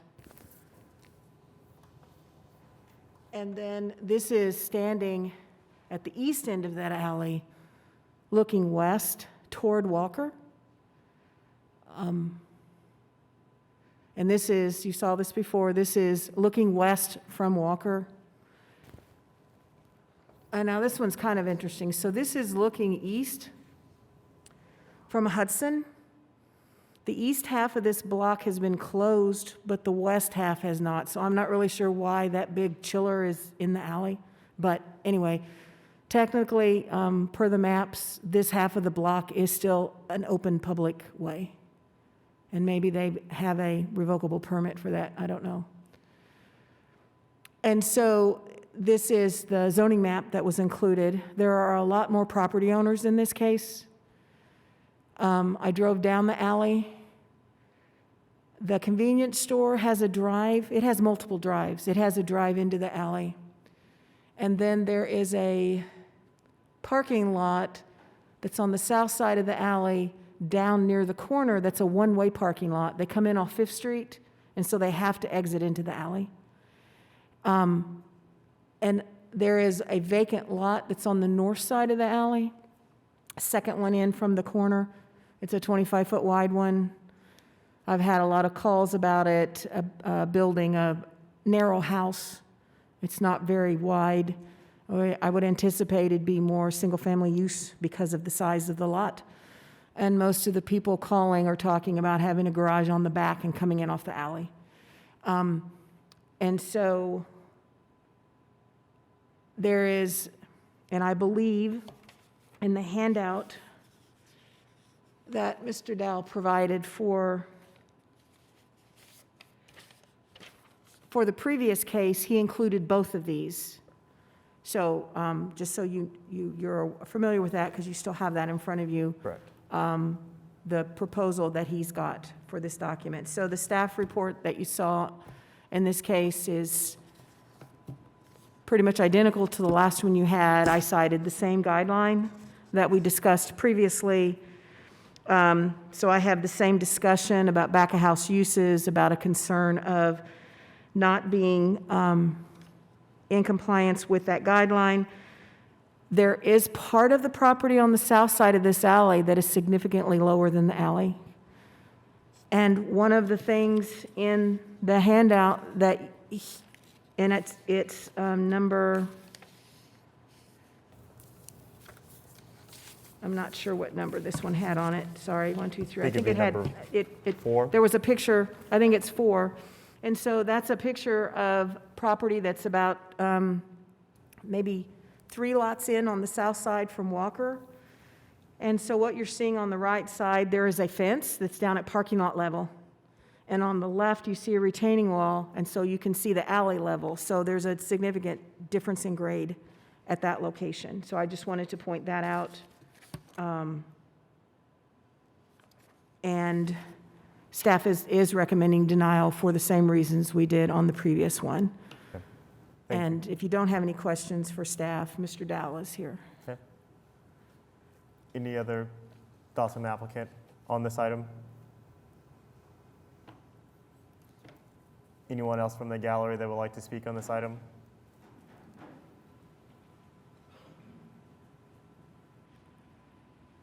And if you could sign in on the sheet and then identify yourself into the microphone, please. R.D. Smith. Excuse me. We own the property at 415 Northwest 5th, which is in the middle of this block. I do appreciate all of the problems that Mr. Dow has raised. They are there and they're real problems. Did you send an email in? Yes. Okay, and I apologize for that. They have a copy of that, and they received it by email too. But we don't think that closing the alley or privatizing the alley is the right solution to this. And we prefer to leave it as a public alley and to have it open. I don't believe that the cross-access agreement, we shouldn't be required to adhere to the terms of a cross-access agreement to have access to the back of our property. It should be a public thing. And I don't think that in form it's going to work anyway, because once you vacate the alley and privatize it, you've got 7 or 8 owners here. And as a practical matter, when you call the police on somebody, on the transient there, he has to take 10 steps and he's on somebody else's property at that point.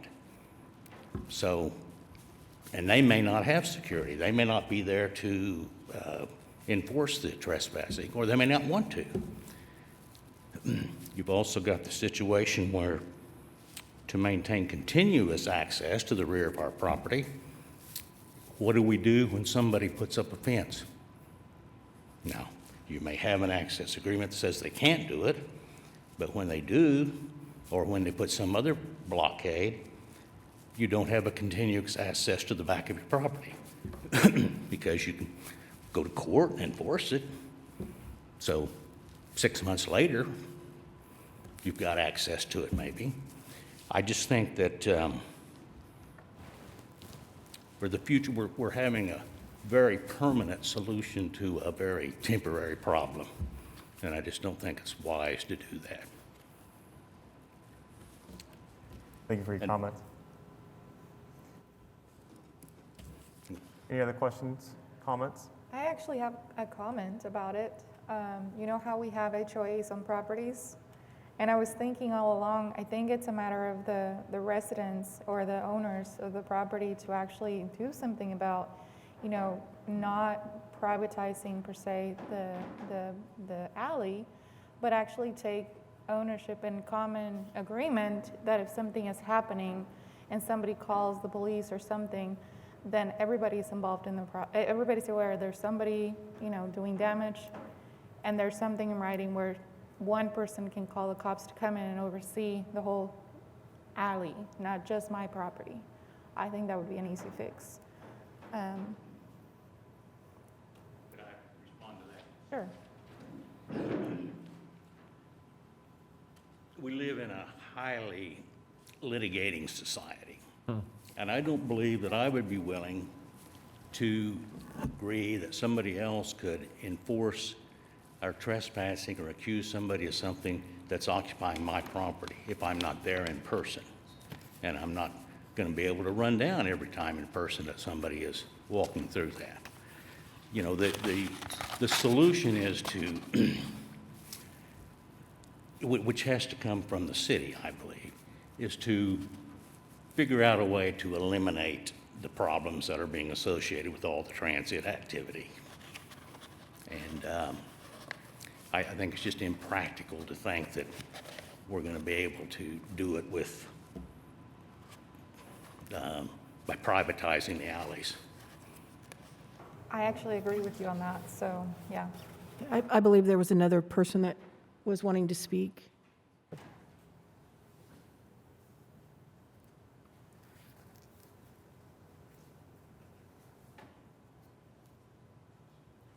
Hi, I'm Billy Lewis. I am part owner of 420 Northwest 6, the one that says office kind of on the north side in the middle. I'm an attorney. My law office is there with some others. And then I'm also representing 408 Northwest 6, which is the adjunct, it's the old charter parking garage that Brett Nelson has redone and turned into a really nice looking building there. I also represent 615 North Hudson, which is the EST building on the corner of Hudson and Northwest 6. So I guess I'm speaking for all three of those today. I think Rick and I have had numerous conversations about this. I think Rick has hit the nail on the head that we do have a problem.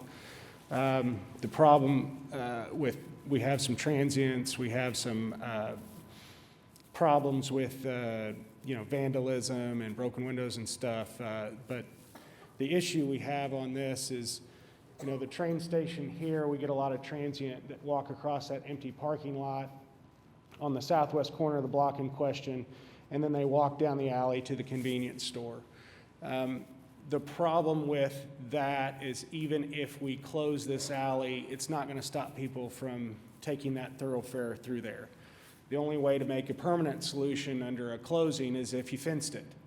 And the problem with fencing it is, you've got to have everybody to agree. And right now, I'm not saying we're against it. I'm not saying we're for it. But at this point, we don't have a cross-access agreement that's been proposed to all the property owners that's been approved. We also don't have an agreement to fence and gate and all that stuff. So simply closing it isn't going to have the intended effect. We also have parking at the back of our building, 3 spaces. Currently, that, unfortunately, the state of the alley now makes it unusable. There have been things in the works for a long time to try to fix that. Unfortunately, this application has delayed those at this time.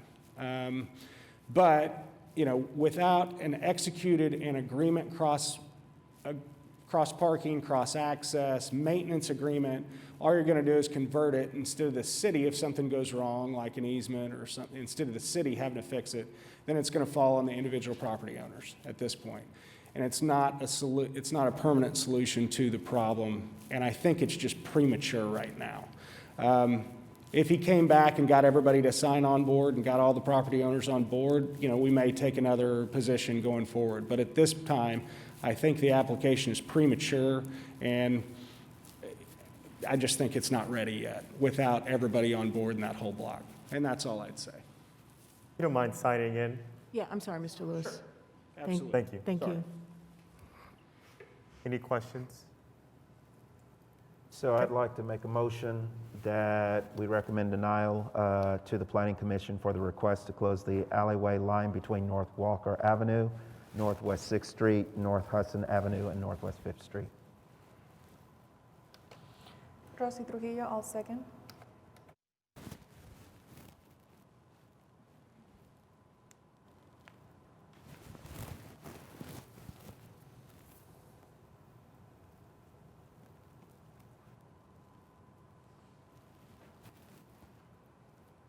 Okay. Has not come up yet. Mark, if you want to voice roll call. Is your microphone on, Mark? Your microphone on? You have a mic?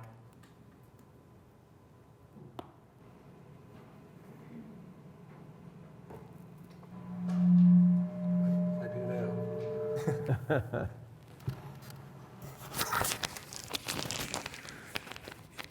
Yes, I don't have a vote yet for Rosie Trujillo. Okay, I'll go ahead and hit that for you. You want to vote yes? Okay. Yes.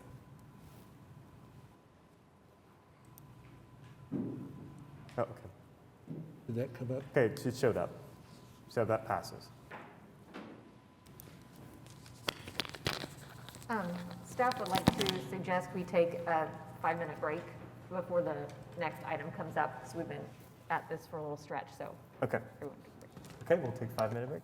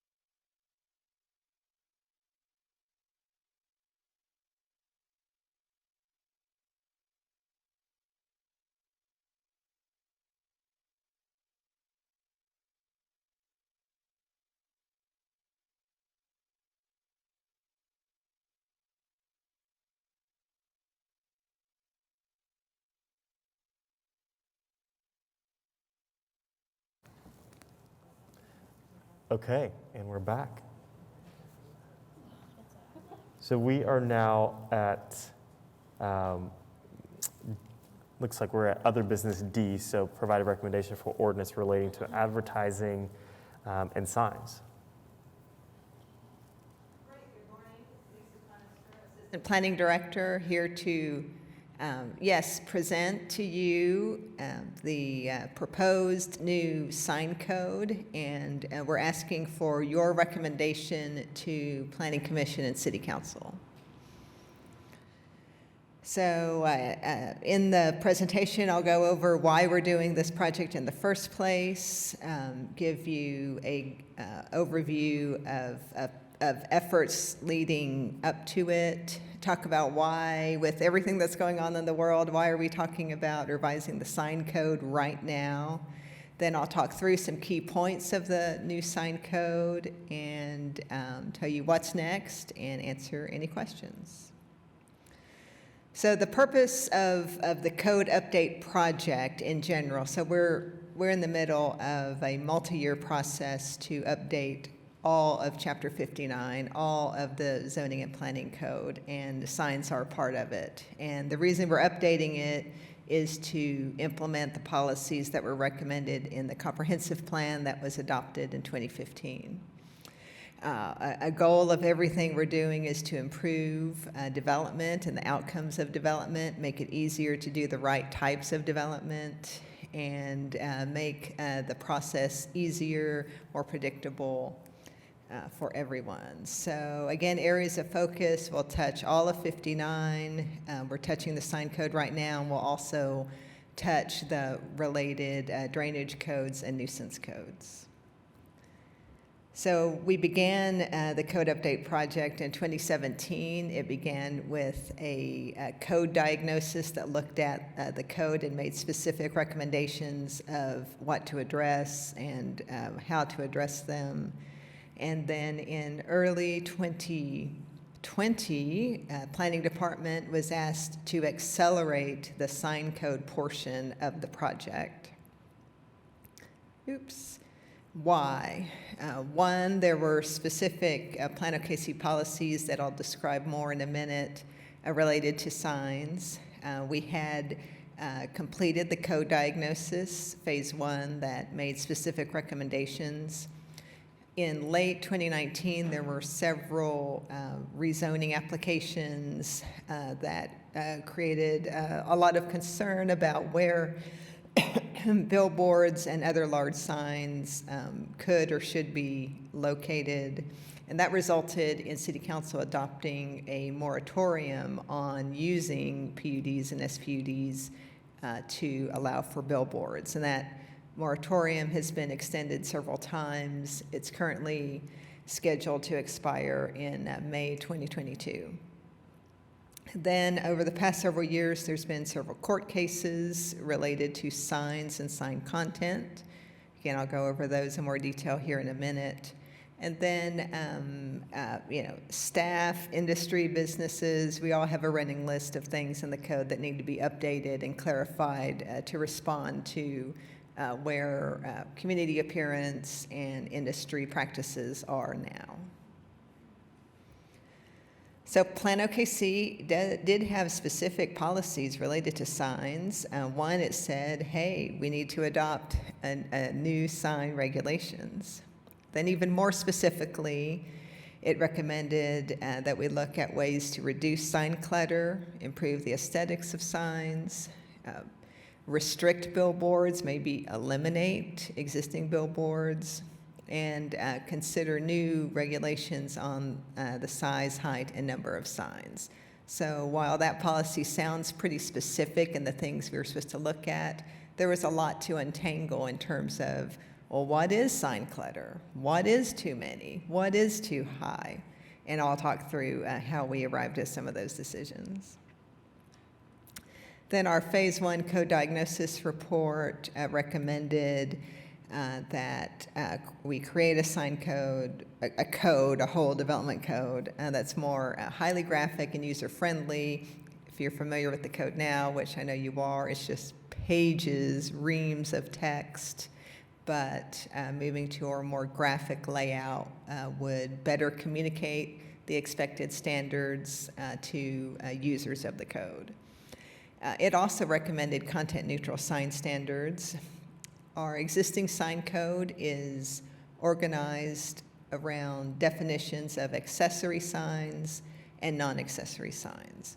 Accessory signs are messages that are related to the use of the property on the site. So Lisa's, if I have a hamburger restaurant on a site and it says Lisa's Hamburgers, that's a accessory sign. Then non-accessory signs are signs with content not related to the purpose or business on site, so typically advertising, typically billboards. And our existing sign code has different guidelines and regulations for each of these types of signs. But to assess which standards to follow, you have to read and interpret the messaging of the sign, and that's an issue I'll talk about here in a minute. And then, of course, anything we can do to create clearer procedures for review and administration will benefit everybody. So why content neutral? There's been several court cases over the past several years, and the city was involved in one of those. And all of these court cases, some were Supreme Court cases, district court cases, have affirmed that the government process, city codes, should not be distinguishing sign regulations based on the content of the sign. That you can't have different regulations for accessory signs and non-accessory signs. That if you have to read the content of something to evaluate if and how it is permitted, that you're already on an unconstitutional track. So in the Knutson versus City of Oklahoma City, the judge ruled similarly that Oklahoma City sign code impermissibly regulated signs based on content. And the city represented to the court, hey, we already have a code update in process, we have a consultant, we will redo our code to make it content neutral and to remove these content-based restrictions. So that is the main thing that bumped the sign code up in importance. Benefits of content neutral, other than complying with constitutional law, are it avoids difficult interpretations for staff and code inspectors and for applicants. And if we're not going to assess and permit signs based on what they said, then what do we use to evaluate them? We return to the traditional basis of sign regulation. The size, the number, the location, if they light up, how they light up, what they're made of. So there are very many objective physical characteristics that we can evaluate signs on. To develop the new code, planning department and our consultant hosted a lot of outreach with focus groups involving neighborhoods, industry, developers, realtors, engineers. We had several city council briefings. We had several meetings with our stakeholder advisory team, several meetings with planning commissioners. We also had a lot of meetings with staff. Staff is a stakeholder to explore what issues staff faced with the existing code and what they thought could improve it. And several very productive meetings with artists. So some of the concerns we heard throughout all of those processes were, yes, anything we can do to make permitting more streamlined. One request was, hey, is there any way we can provide for some administrative modification. Instead of having to go to Board of Adjustment for a variance if something doesn't meet the letter, wasn't there a way we could allow some minor modifications without having to go to Board of Adjustment? Lots of concern about making the standards predictable, very objective.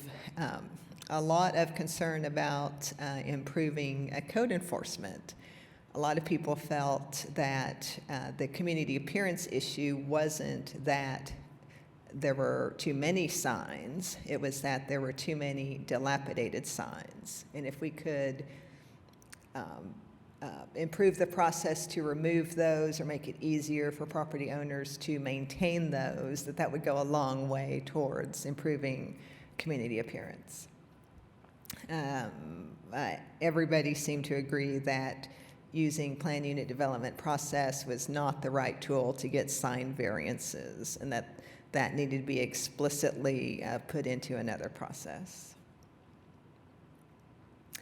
So we arrived at the new sign code. We think there are many benefits. It is highly graphic, it's user-friendly, it is content neutral.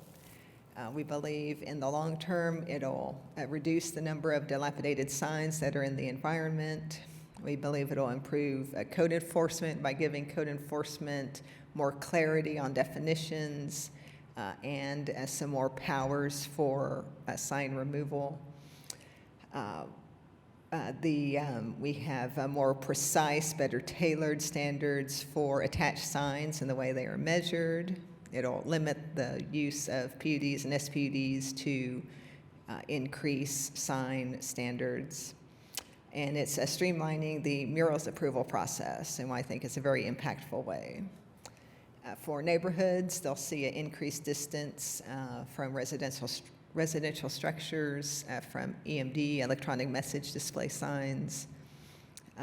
We've reduced the size and height of billboards in certain zoning districts, including DBD.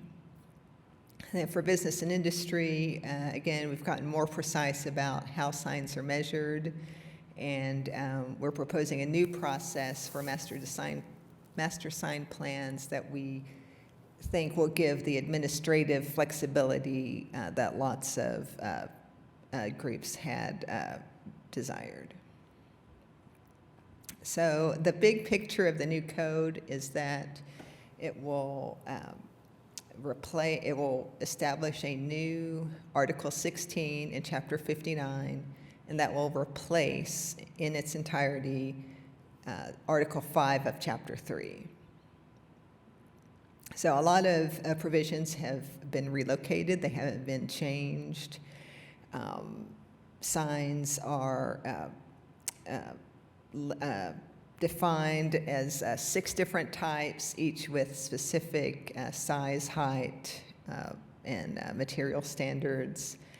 For design districts, we have gone in and are proposing edits to downtown's section 7200 for DBD, DTD1, and DTD2. I'll go over those in more detail later. And the design district standards still supersede what the regulations in the new Article 16. So a bit about what doesn't change. The new code will not require existing signs to come into compliance, and it will not automatically, it will protect existing non-conforming signs. Signs will have to come into compliance if they're proposed to be made larger or taller or relocated elsewhere on the property. But if you have an existing sign, it can stay where it is. The new code section will be hosted online. Right now, if you're used to going to MuniCode online, you'll scroll down Chapter 59, Article 16, and it'll take you to a software platform. It's called Encode Plus. And from Encode Online, there'll be a toolbar on the left, again, a lot like MuniCode, highlight the section you need to get to, and then you'll see the code section on the right. So the new code organizes a lot of what is just now text in the sign code to more easy to read tables. So all the information is consolidated into one place where you look for your zoning district across the top, and look for your type of street and size along the left, and then cross-reference to see what you're allowed. Then, so every sign type has a table, and every sign type comes with graphic illustrations and photographs to better communicate, hey, this is the type of sign we're talking about. The one thing we're really excited about this online platform is the calculator feature. This is an example from a Bricktown district where on the left you can select what zoning district you're in, then you can select what type of sign you need information on, and it will generate, pulling from the rest of the sections, it'll generate what size you're allowed, how many you're allowed, and it'll link you to other provisions such as downtown. So we think this is back to this goal of being user-friendly. We think this is where it's really manifest. One different thing in the new sign code that we currently don't do in the existing one is we use the Plan OKC street typologies to assess the size of freestanding signs. So to assess that, you'll have to know what type of street you're on. And the purpose of this is to recognize that if you're on if you have property on a busier, more high-intensity street, you get a bigger sign. And if you're on a quieter street, you get a smaller sign. So the size of the freestanding sign is relative to the intensity of the street it's facing. We've also made some universal changes to how signs are measured, specifically being more specific that the measurement is just the text. It does not include the supporting structure. We heard from industry and property owners that they felt limited in the way that signs are currently measured, that they couldn't do more decorative bases, that they couldn't do more decorative graphics because they were working with just a specific sign area. So we hope this will free up people to be more decorative and creative. And then we are specifying, trying to allow for more complex shapes by the way we measure text with a multi-sided polygon instead of the simple rectangle that's used now. So some specific changes to call your attention to, and I've tried to highlight specifically what affects DBD, because of course, I'm talking about the whole of the sign code, but I want to make sure this committee understands specifically what most affects the design districts. Billboards right now, they're the definition of non-accessory sign, but since we cannot continue to refer to them that way, we're only describing them by a physical description. Most throughout the city, by right zoning locations, the size, height, and spacing stays the same, but in certain districts, including DBD, we're proposing to make them smaller and shorter and changing some of their conditional uses. Billboards are still be prohibited in scenic corridors. Again, the improved dilapidated sign standards will apply, and PUDs and SPUDs will be limited on how much people. You can still have a billboard in your PUD, but you can't increase the size or vary the spacing. So the conditional uses for allowing them in DBD, we're changing the minimum lot size. Right now, you can have a lot size, I think it's as small as 5,000 square feet, but you have to have a larger lot size. You can be on any street category, but it's a maximum 200 square feet in area and 20 feet tall. So like I said, the existing downtown scenic highway boundary here shown in the purple, that prohibits billboards, and a lot of that covers downtown, but not all of downtown is in the boundary right now. And you can see that there on the upper left in the cyan color. So the new code updates about the shorter, smaller billboards will affect the area there around the number 33. PUDs, again, we're making it explicit that you can't use PUDs and SPUDs to increase sign standards. You can use them to decrease sign standards. Then the process for master sign plans allows applicants, either as part of a PUD or separately from a PUD, to present a holistic sign package to be reviewed by the planning director, who can increase the size, number, and height by a modest 10% amount. And that's to help applicants with perhaps irregular sites with multiple street frontages, for who just the standard code regulations just can't cover everything they need. Code enforcement. The new code will specify that the city has the authority to remove dilapidated signs. And this falls under the same statute that the city uses to remove dilapidated buildings. So there's a notice process, there's a time process, and then the city can remove the sign. It improves the definitions. It's more precise about, well, what do you mean abandoned? What do you mean good repair? Again, to help the code inspectors determine when they can issue notices and begin the process for removal.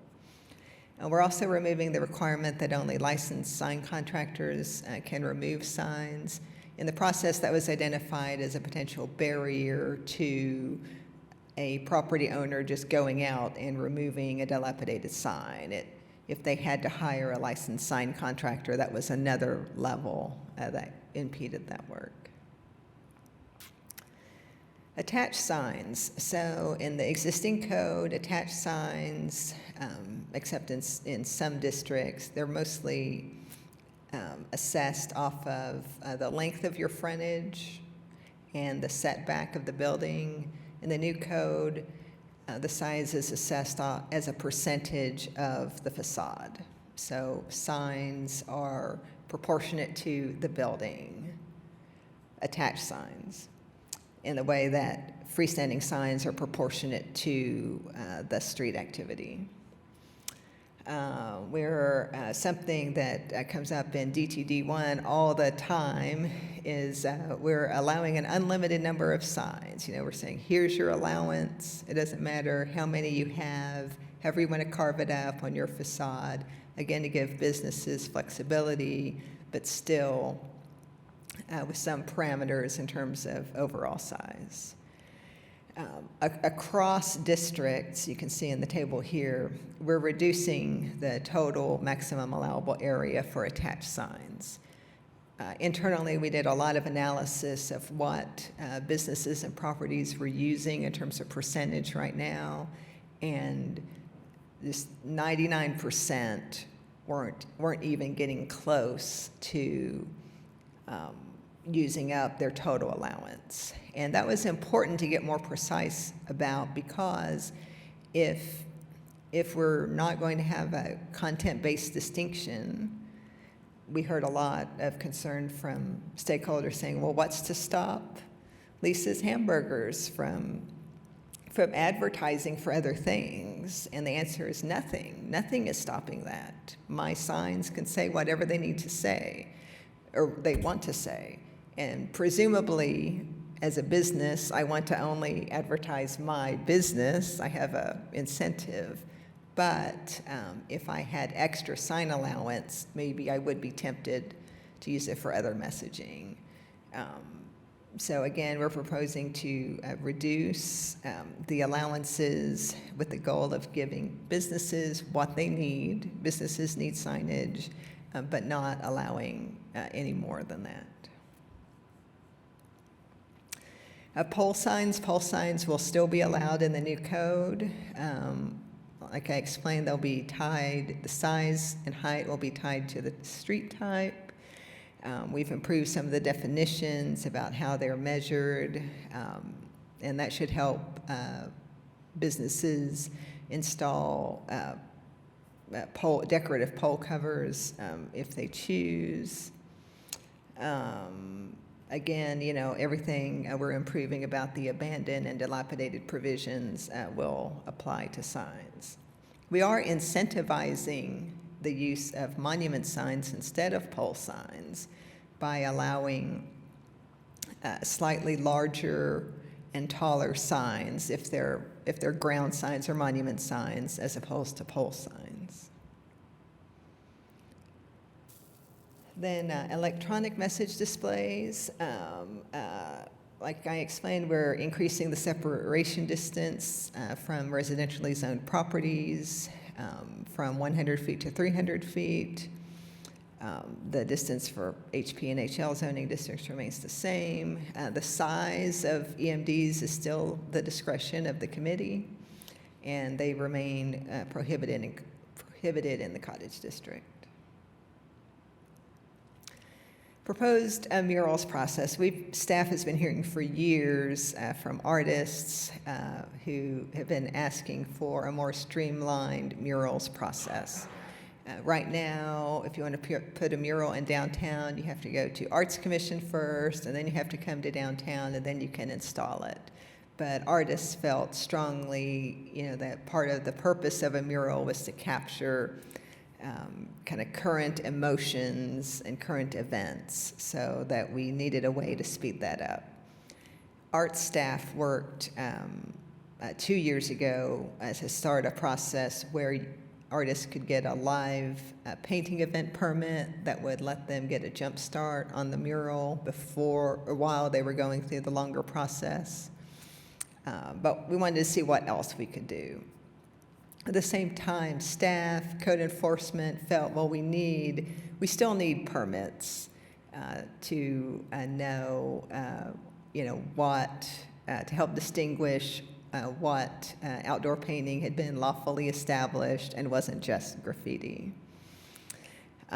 So we're proposing in the new process that downtown staff, design review staff, and art staff would be empowered to administratively approve mural applications if those applications meet the standards and guidelines. So, for example, the existing process, like I said, it's Arts Commission, then design review, then a permit. So it's at least 2 months to get through the process. But the proposed code would specifically empower art staff and design review staff to review applications.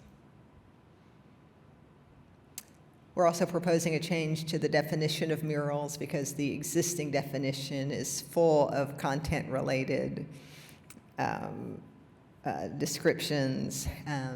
And one important thing we're trying to capture in the new definition is just, again, back to, a question we heard in the process was, well, what's to stop a mural from just painting a Coca-Cola sign and it being advertising? Well, the definition of art is that art is one of a kind, that art is a unique depiction, and it's not just a verbatim copy of another image. So to that end, we're updating the murals definition. We've also made it clear, we don't know what types of new paint or vinyl decals are going to become popular, but we wanted to make sure we allowed for emerging technologies.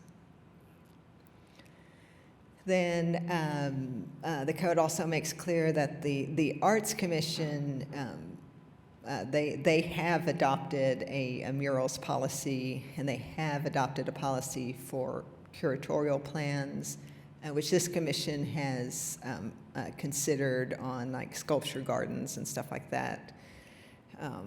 The Arts Commission will still be empowered to adopt those policies, and those policies are adopted here by reference. So that's how we'll be able to keep them fresh and up to date without having to go through a whole nother code update. So text, we heard from artists, we've heard for years that there must be a way to be able to allow more text. Because right now there's a maximum, and we're proposing 10% of the mural area, but we are allowing for the planning director to allow more text, again without having to go to Board of Adjustment, if the Arts Commission has assessed that the text is art.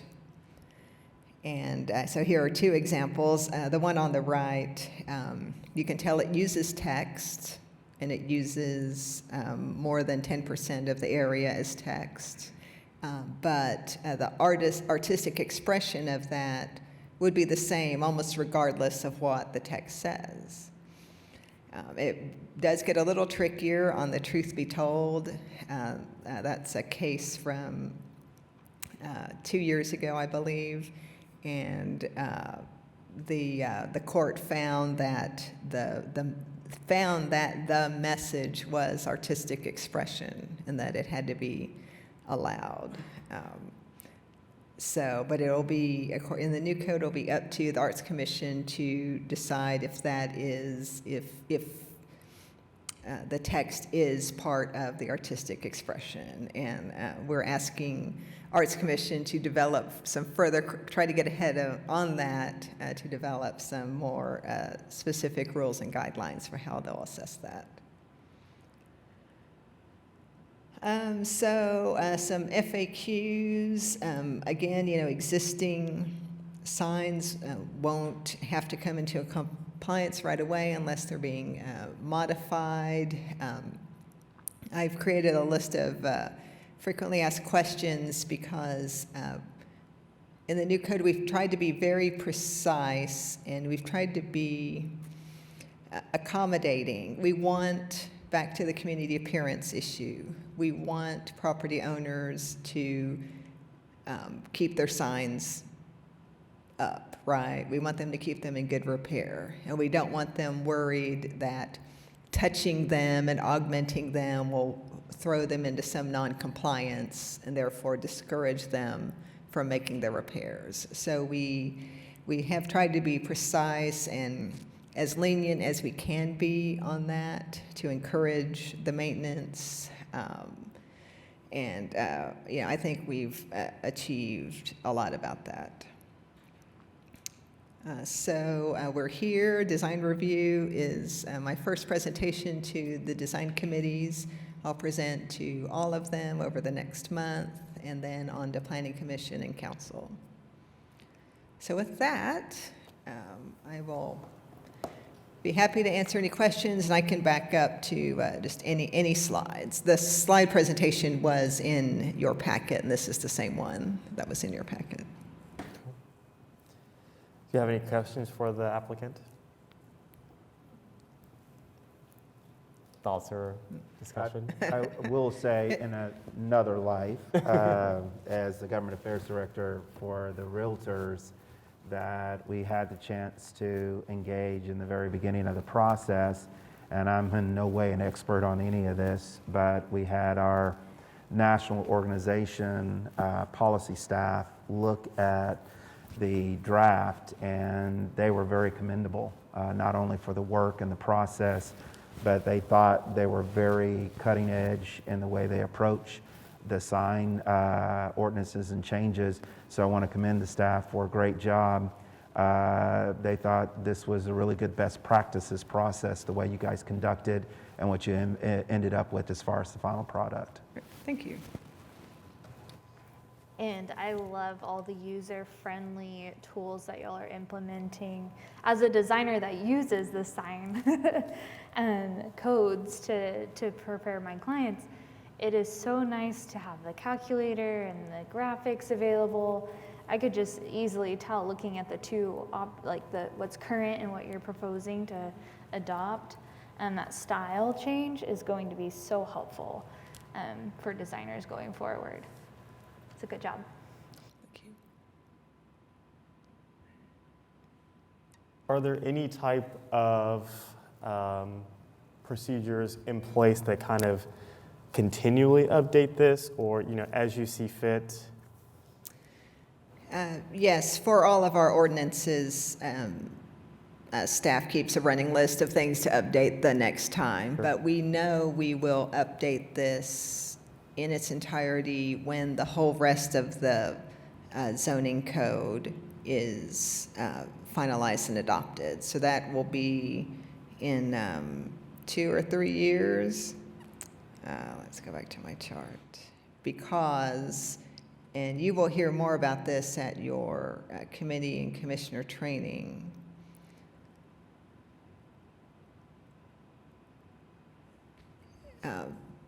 Because we are crafting new zoning districts. So they will have new names and new organizations, and so we'll have to update. The sign code now is referencing existing zoning districts, so we know we will have to update it in 2 or 3 years. And then with many new ordinances, it's pretty clear in the first 6 months what was forgotten, what was missed. So I'm going to be on hyper lookout for those things, and we can come back through with a quick ordinance update if we need to. Thank you. Any other thoughts or comments? Is there? So what we're looking for, as you saw in the staff report, is you're making a recommendation to the Planning Commission on this proposal. Okay. So you can literally read, if you so choose. Yes. You could read from the end of the staff report. So it's your staff recommendation. So to provide I'm assuming I'm making a motion to do such. It says, provide a recommendation of approval of the ordinance amendment to the Okay. Planning Commission. Well, it says, and City Council, but, I mean, ultimately it ends there, but Gotcha. right now you're recommending to the Planning Commission. Okay. So again, just providing, we are providing a recommendation of approval of the ordinance. If you so choose. If we choose. So, I don't want to put words in your mouth. okay. Okay, so yes, I'm calling for a motion to provide a recommendation of approval of the ordinance amendment to the Planning Commission and City Council. So I'd like to make a motion that we move forward in approving the proposed recommendations concerning the sign ordinance. I think what I heard you say is providing a recommendation of approval to the Planning Commission of the new sign regulation. Thank you. Is that what I heard? Yes, forgot about the Planning Commission. Thank Okay, you. Gotcha. Second, Mariana Sarur.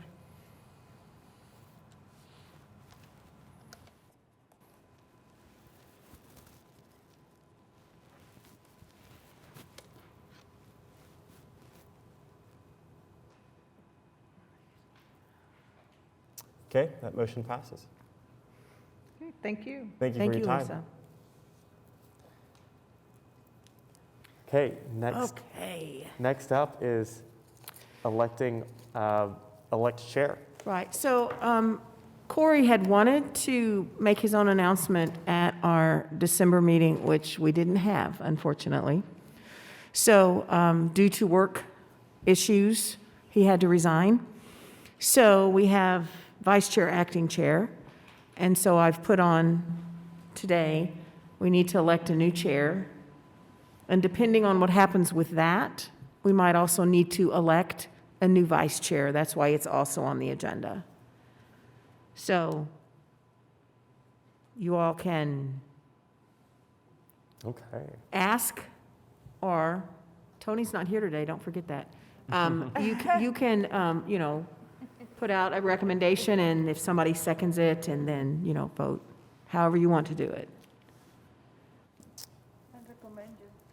Yeah, I propose also Gary to be chair. Well, What was that? I propose Gary to be chair. thank you. And the reason why is that as we were talking, I kind of felt guilty because the last time around when we were doing this, Brandon was brand new, but I was not in a position, or did I have the time to do that.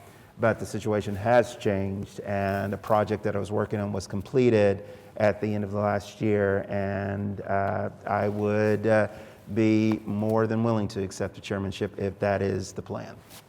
Okay, so we have a motion. Did we get a second on that? Whose our motion was made by? The motion was made by Rosie, I believe. Yep. No, Rosie is making a motion that Gary be the chair, correct? Yes, ma'am. Okay. Okay, and so we need a second for that motion. Mariana Sarur, the second. Mariana, okay.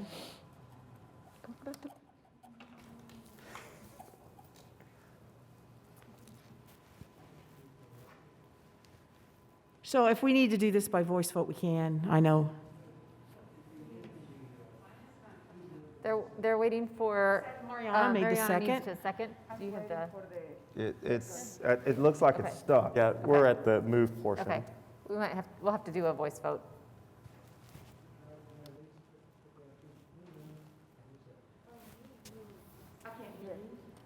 Committee member. Oh, perfect, there it is. Trujillo, okay. There okay, we go. great. Okay, and so what you're voting on is electing Gary for the chair. Perfect, the motion passes, Okay. congratulations. Okay. So because of that vote, we don't need to have the second election, so there's Correct. no action needed on that one. All right. Next item on the agenda is 8 communications. There are 6 items under administrative approval report. Are there any comments from planning department staff? If anybody has any questions about them? No? Okay. Well, our Comments? Yeah, any comments? Yes, we have a meeting next month. Right now, we had a new case that was submitted on Tuesday. And we've also got an arts thing that just came up this week that we will be having on for sculpture in front of the convention center. Different from the Feather. This is something entirely different. So we have a meeting. Please check your calendar. I'll be sending out a quorum call. Since we only have 6 active members, we still need 4 for a meeting. One of your members is going to be off probably for at least the next 2 months. But Maybe. we still need 4 for a quorum. So that means right now we need 4. We're going to need 4 of 5 of you. And, you know, that includes Tony. That makes it tough. It does. So please check your calendars. Please stay healthy. So are we still 1 member short? Is that? Yes, we have a vacancy. Corey submitted his resignation to the mayor's office, and so that's whose office processes replacements. Okay. And how, is there a procedure for getting that replacement quickly, or? So that's kind of in my court to keep the mayor's office advised that, hey, we, you know, kind of nudge them on a regular basis. We have passed along some names of people that have expressed interest. If you know anyone that has expressed interest, by all means, have them contact us or have them contact the mayor's office. And this is a design professional position, that's a requirement. So architect, landscape architect, it could be an engineer. Yep. So we continue to, they kind of do these in batches because obviously they're constantly having to appoint people to positions for boards and commissions and committees all over the city.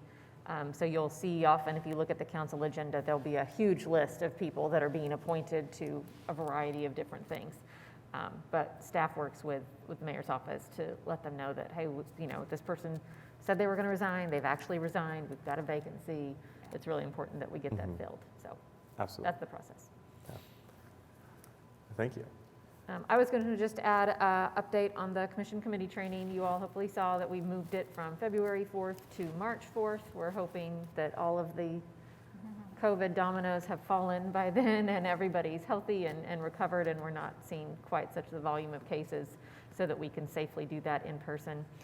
We do right now have commitment that the consultants that are working on the code update, sign code's done, they're working on the rest of the code update, they're going to be there for our commission committee training. So we'll get to spend some time with them talking about that and how it impacts your districts. So I think that'll be some really good content that's a little bit different than our typical training sessions. But just keep that on your calendars. Okay. Anything else? All right, our next regular meeting, committee meeting is Thursday, February 17th, 2022. New applications were to be submitted by staff by 4 p.m. Tuesday, January 18th, 2022. Revisions and information on continued projects are to be submitted by January 25th, 2022. Meeting is adjourned. Thank you. All right, we can do this next time.